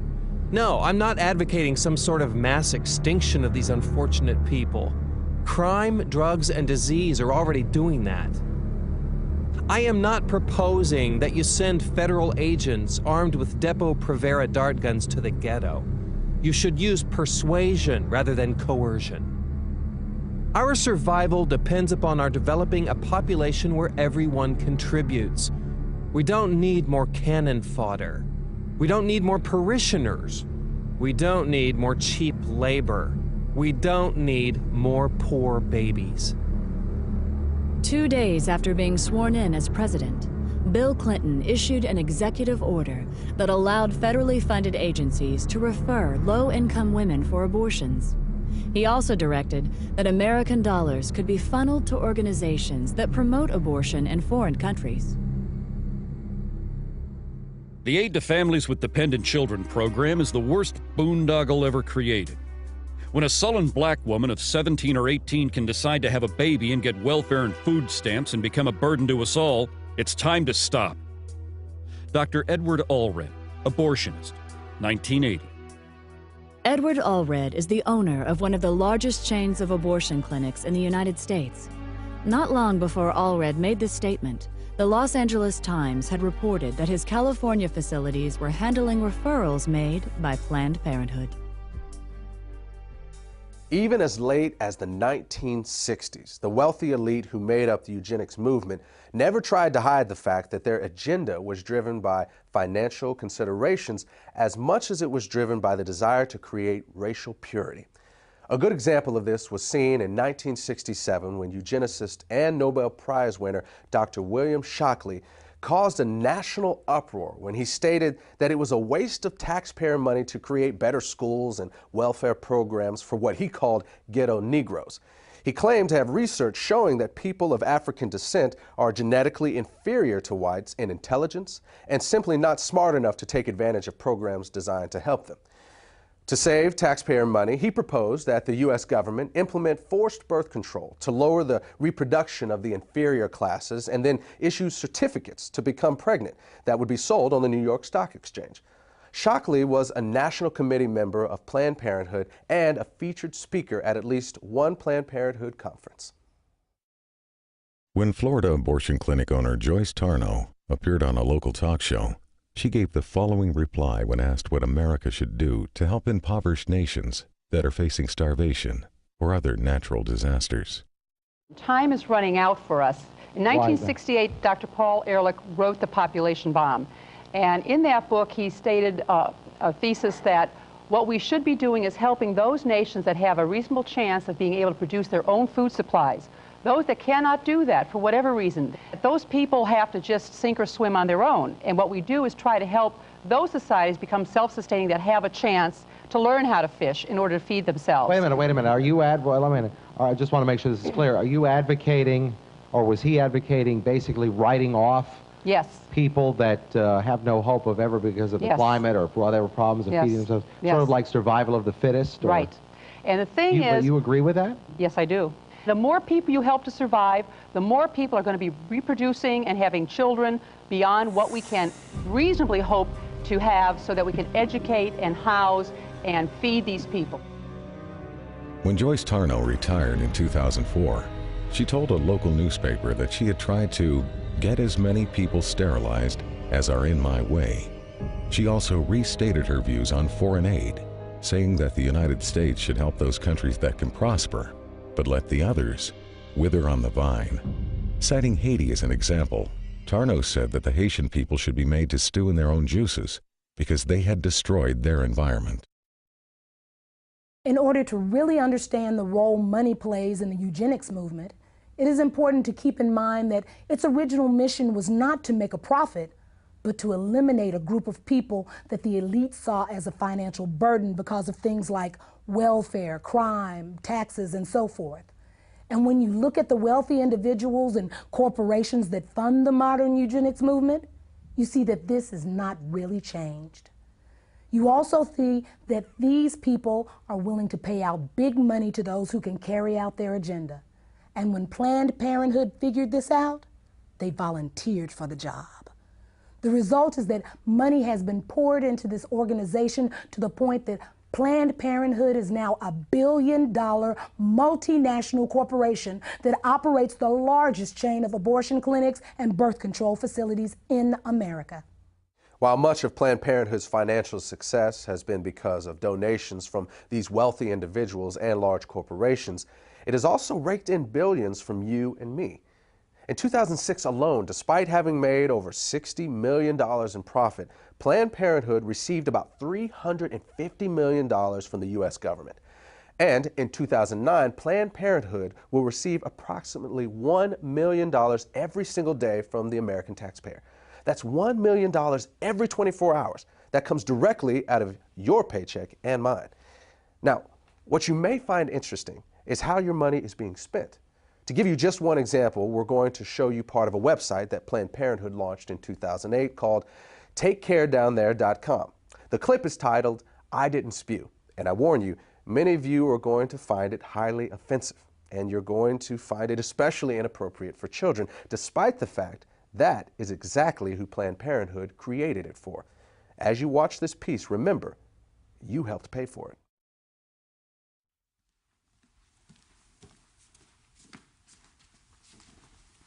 Whoa, Guy, Where's the prophylactic? What do you mean? Look, oral sex is still sex, okay? If it's unprotected, you gotta reject it. What? What? But I didn't even spew. Guys, doesn't matter. Look, if you're having sex or you're getting some blowjays or whatever, you need to use a condom. Because you could catch a sexually transmitted infection, even if you don't spew.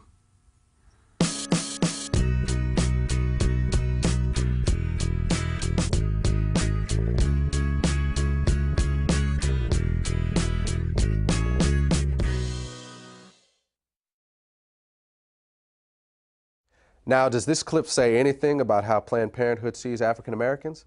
You'll have to judge that for yourself. But there's no doubt that if this same video had been made by a bunch of white supremacists or the Ku Klux Klan or some neo-Nazi group, we would all understand the symbolic message behind it. In 2007, Live Action Films of California conducted an undercover investigation of Planned Parenthood offices in several states.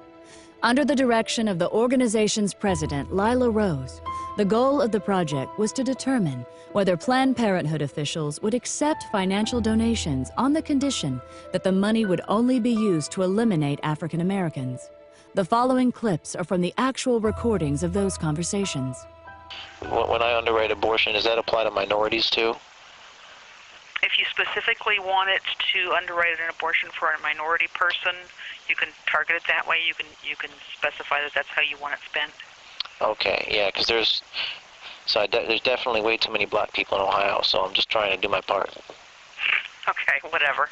Well, blacks especially need abortions too, so that's what I'm trying to do. Well, for whatever reason, we'll accept the money. So the abortion could be, you know, I could give money specifically for a black baby. That'd be the purpose. Yeah, absolutely. If you wanted to designate that you wanted your gift to be used to help an African American woman in need, then we would certainly make sure that that gift was earmarked specifically for that purpose. Great, because I really face trouble with affirmative action, and I don't want my kids being disadvantaged, you know, against black kids. I just had a baby. I want to put it in his name, you know. You know, so that's definitely possible. Oh, always. So would it be possible for me to donate that money specifically for these minority groups so that they could have access to abortions? Yes, it would be. Wonderful. And could I specify that abortion be done, or those abortions be done for a particular minority group, or how does that work? If you wish, you can. Okay. So for example, the black community in Tulsa, because I have connections with that, would it be possible to give the money specifically for that? You sure can. Wonderful. Great. So can I give you my credit card number? Yes. Wonderful. Just one more thing. The abortions will be done specifically for the black community abortions. I will mark it in such a way that definitely it will. Oh, great. On a black baby. Yes. Thank you. Great. The exact amount we charge right now is $450 for an abortion. Okay, $450. And we can definitely designate it for an African American. Wonderful. Yeah. Okay, and if I want to make to fund, because you know this is a if I wanted to help fund multiple abortions, could you also specify that this could be done for a specific group? Well, I'm really excited, you know, because I really face trouble with affirmative action. I don't want my kids to be disadvantaged, you know, against blacks in college, and the less blacks out there, the better. So. Yeah, it's a strange time for sure. Yeah. So, okay. Well, thank you very much, Jeremy. And if you have any questions, please feel free to give me a call. My extension is 304.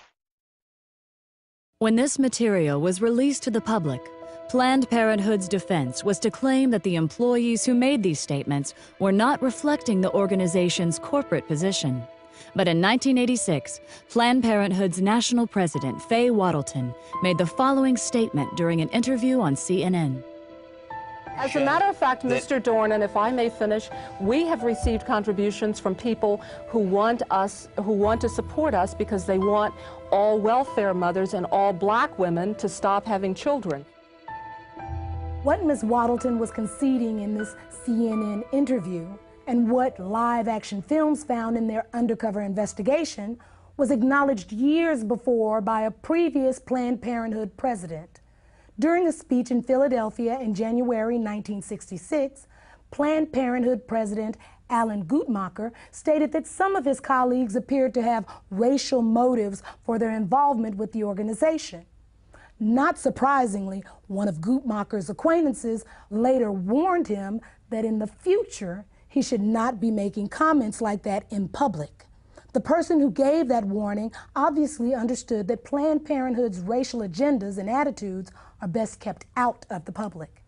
And that has been a philosophy that Planned Parenthood has embraced for many years. This idea that man could reinvent the world through eugenics was an elitist philosophy espoused by those who considered themselves to be not only financially superior, but intellectually superior to everyone else. And Planned Parenthood became the golden child of these people because Planned Parenthood is the one who figured out how to make eugenics work. They figured out that the key to racial genocide is not in killing people, but in convincing the target group to commit mass suicide. This is what birth control, and especially abortion, are all about. And the reason Planned Parenthood has been so successful is because, unlike other eugenics organizations, they have always been able to keep their agenda hidden from the public. In fact, sometimes they are even able to hide it from their own people. I will assure you that there are Planned Parenthood employees and volunteers all over this country who have no idea what they're actually involved in. Then there are other people who will look you right in the face and tell you that racism was not the driving force behind the American eugenics movement. And I think you'd have to be a complete idiot to believe that. The truth is that if blacks had never been stolen out of Africa and brought here in chains, there would never have been a eugenics movement in the first place. There would never have been forced sterilizations. There would never have been a birth control revolution. There would never have been a call for the legalization of abortion, and you would have never heard the terms population control and family planning. The fact is that had slavery never existed, Planned Parenthood would not exist today.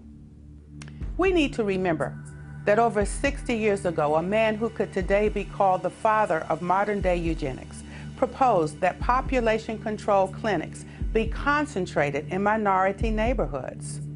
And now today, the vast majority of Planned Parenthood clinics are located in our neighborhoods. Are we really so naive to believe that this is all a coincidence? We all know that drugs, alcohol, and tobacco are devastating, especially in the Black community. We know that the big corporations target us with the ads and the marketing campaigns. And yet, we don't notice that Planned Parenthood is doing the very same thing? We need to pay attention to the fact that in the 1960s, when we as African Americans began to demand our civil rights, for the first time in American history, there began a widespread cry in our government for legalized abortion. Was that coincidence too? Or could it be that when we said we would no longer sit on the back of the bus, a place was being reserved for us down at the abortion clinic?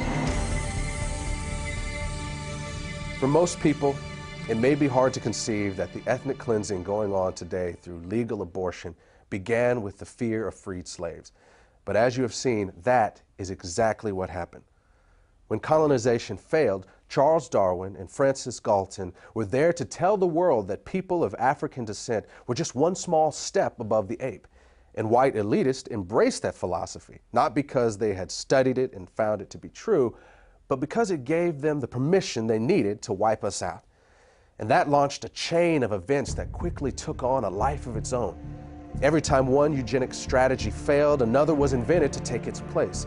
It was a pattern that would be continued from one generation to the next until they finally discovered the strategy that worked. You know, when you study the Nazi Holocaust, You can see these films of Jews running into ditches to be shot in the head. You can even see films of them actually walking into the gas chambers. And it's tempting to ask yourself why they didn't fight back. I mean, if you're going to be killed anyway, what do you have to lose? Perhaps the answer is that they simply could not believe it was really happening. Maybe the normal human mind is just not wired to accept that your fellow man is capable of such senseless brutality on such a scale, even when you see it happening with your own eyes. As African Americans, we need to recognize that we are doing the same thing. We need to understand that terms like pro-choice and reproductive rights and family planning are nothing more than marketing slogans. They're just code words that organizations like Planned Parenthood use to hide the fact that we're voluntarily submitting to the will of those who have been trying to exterminate us since the day slavery ended. At the beginning of this program, we told you that the Ma'afa didn't end with the freeing of the slaves, and that in fact, it hasn't ended yet. Now you've seen the rest of the story. Now you know that legalized abortion is more than just a crime against humanity. It is also the continuation of a 150-year-old racial agenda that was founded in Black genocide. And I hope that you have also come to see that as long as abortion remains legal, the Ma'afa cannot end. Thanks for watching. Brothers and sisters, it is time. Yes, it is. Amen. Brothers and sisters, it's time for us to go to the streets on this issue. Yes, it is. We need to be in the streets on this issue. Amen. If we look the other way, while our smallest brothers and sisters are being lynched in the room, we lose the right to be outraged that we were once lynched by the Klan. When white supremacist Tom Messer tells his followers to invest their money in ghetto abortion clinics, he's not talking about reproductive rights. He's talking about reproductive racism. Yes, he is. When two guys write a book talking about Steve Levette, John Donahue, when two guys, Steve Levette and John Donahue, write a book in which they claim that the high rate of abortion keeps the rate of crime down, be assured, they know that a vast majority of American abortion clinics are in black neighborhoods. Oh, yes, they do. Oh, yes, they do. Come on. They know they're in the minority neighborhoods. What we need to understand is when we let Planned Parenthood into our schools, when Planned Parenthood put their death camps, when we let them put their death camps in black communities, in our communities, That's right. and when we sit back and let an elected government official take money out of our paycheck to pay Planned Parenthood, we have been played like fools. Oh, yes, we have. Jesus. The fact is, if we tolerate something as evil as abortion, we cannot be surprised if it turns around and is used against us. We can't be surprised if it's turned around and used against us. We can't be angry if it's turned around and used against us. Notice for sure, as long as abortion is legal, in America, we will never be able to stop it being used to commit black genocide. That's right. Amen. We'll never be able to use it as a weapon for what I call the Ma'afa.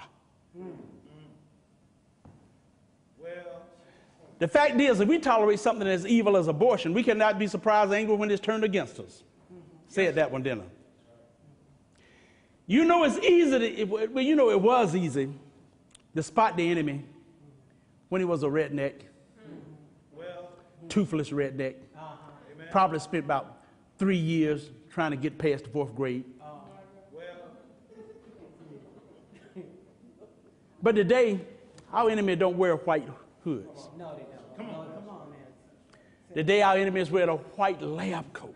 Yes, yes, with a stethoscope around his neck. yes. And what gets really aggravating sometimes, like a pimp, sometimes he's black. Come on. And this is not about political parties either, because there's a reason I'm an independent. Both the Republican Party and Democratic Party have been in bed with Jezebel and the eugenics business for more years than you and I have been alive. Come on, that's right. I will also tell you this, every time we vote for politicians who tell us they are pro-choice,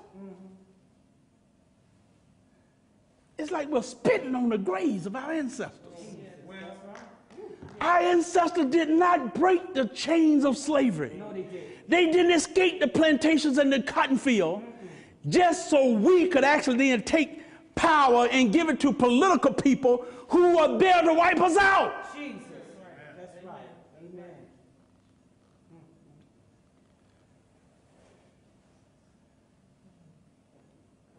We need to remember why there were civil rights groups that fought against abortion in the 60s. We need to understand what it was that Harold Crawford and Irma Carver and Craven was talking about long before abortion became legal in this nation, when they stood up and they noted there's a real connection between poverty, abortion, and genocide. Oh, yes, yes. They understood it. Oh, yes, they did. Amen. Folks,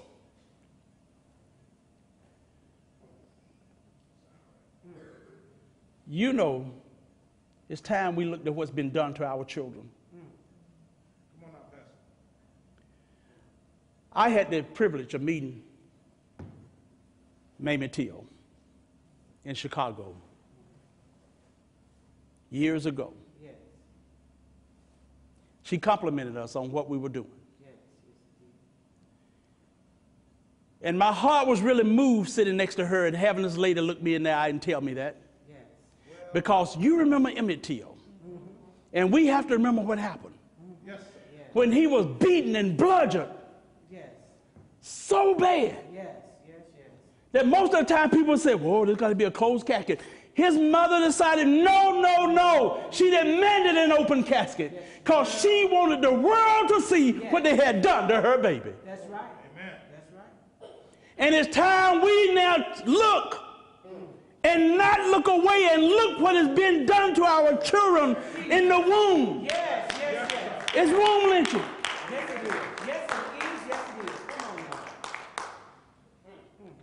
Now, the point is not that killing a black child is worse than killing a white child. No. It's not. Regardless of the victim's skin color, That's right. eye color, That's right. or hair color, Come on now. legalized abortion is a crime against all humanity. Amen. Amen. That's Every right. one of us. But it's also, it's like a loaded gun aimed right between our eyes. Jesus. And every time we walk into a voting booth, Oh, yeah. Come on. and we help elected politician who says he pro-choice, by pulling that lever, every time we pull that lever for a pro-choice, we pull the trigger on that loaded gun. Jesus. Come on now. You say so. And a child dies. Oh, Lord. Amen. Yes. It's all right. Come on now. That's true regardless of what party they're in. That's right. Amen. That's true regardless of what office they're running for. That's right. Amen. You and I know there's a lot of pro-choice politicians. They will concede. They'll say, oh, well, yes, we know that abortion is the taking of a human life. They'll admit that. And then they turn around right around and say, but it should be legal. Yes. Well, And I have to wonder, why? No, in fact, I don't have to remember why. I just wonder how many Come on. How many? of these politicians who know that abortion is mass murder tolerate it because they think the right people are being murdered. well, Jesus. Now, I don't know the answer to that question. But I do know this. I know that if the Klan, with or without their hoods, Come on. were to open up a whole chain of abortion clinics, and they were to concentrate them in the black communities, we will be smart enough to know what's going down. Yes. Amen. Amen. Amen. But I'm telling y'all something, brothers and sisters. We should be smart enough to know what's going down now when Planned Parenthood and these other abortion businesses do the same thing. Do this exact same thing. That's right. The time has come for us to wake up. Yes. The time has come for us to realize that we, our people, are no longer being illegally lynched one or two at a time at the end of a dirt road. It's time for us to realize that our people are being womb lynched. It is time to realize they are being legally ripped to shreds by millions in air-conditioned rooms with sweet, soft elevator music playing in the background. It is time for us to realize that we are in a war. We're in a war that if we don't become involved and we try to look the other way, it's going to wipe us out. It's called black genocide. It's time that we realize we have found the weapon of mass destruction, and the weapon of mass destruction is the suction machine in Planned Parenthood. That's right. Amen. That's right. Amen. Knowing what we know now, we can no longer look the other way. To end this mouth in the 21st century, we as a people will have to do something. To do nothing is not an option.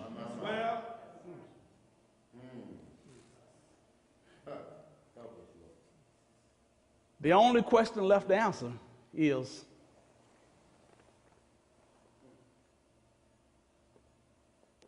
what are we going to do about it?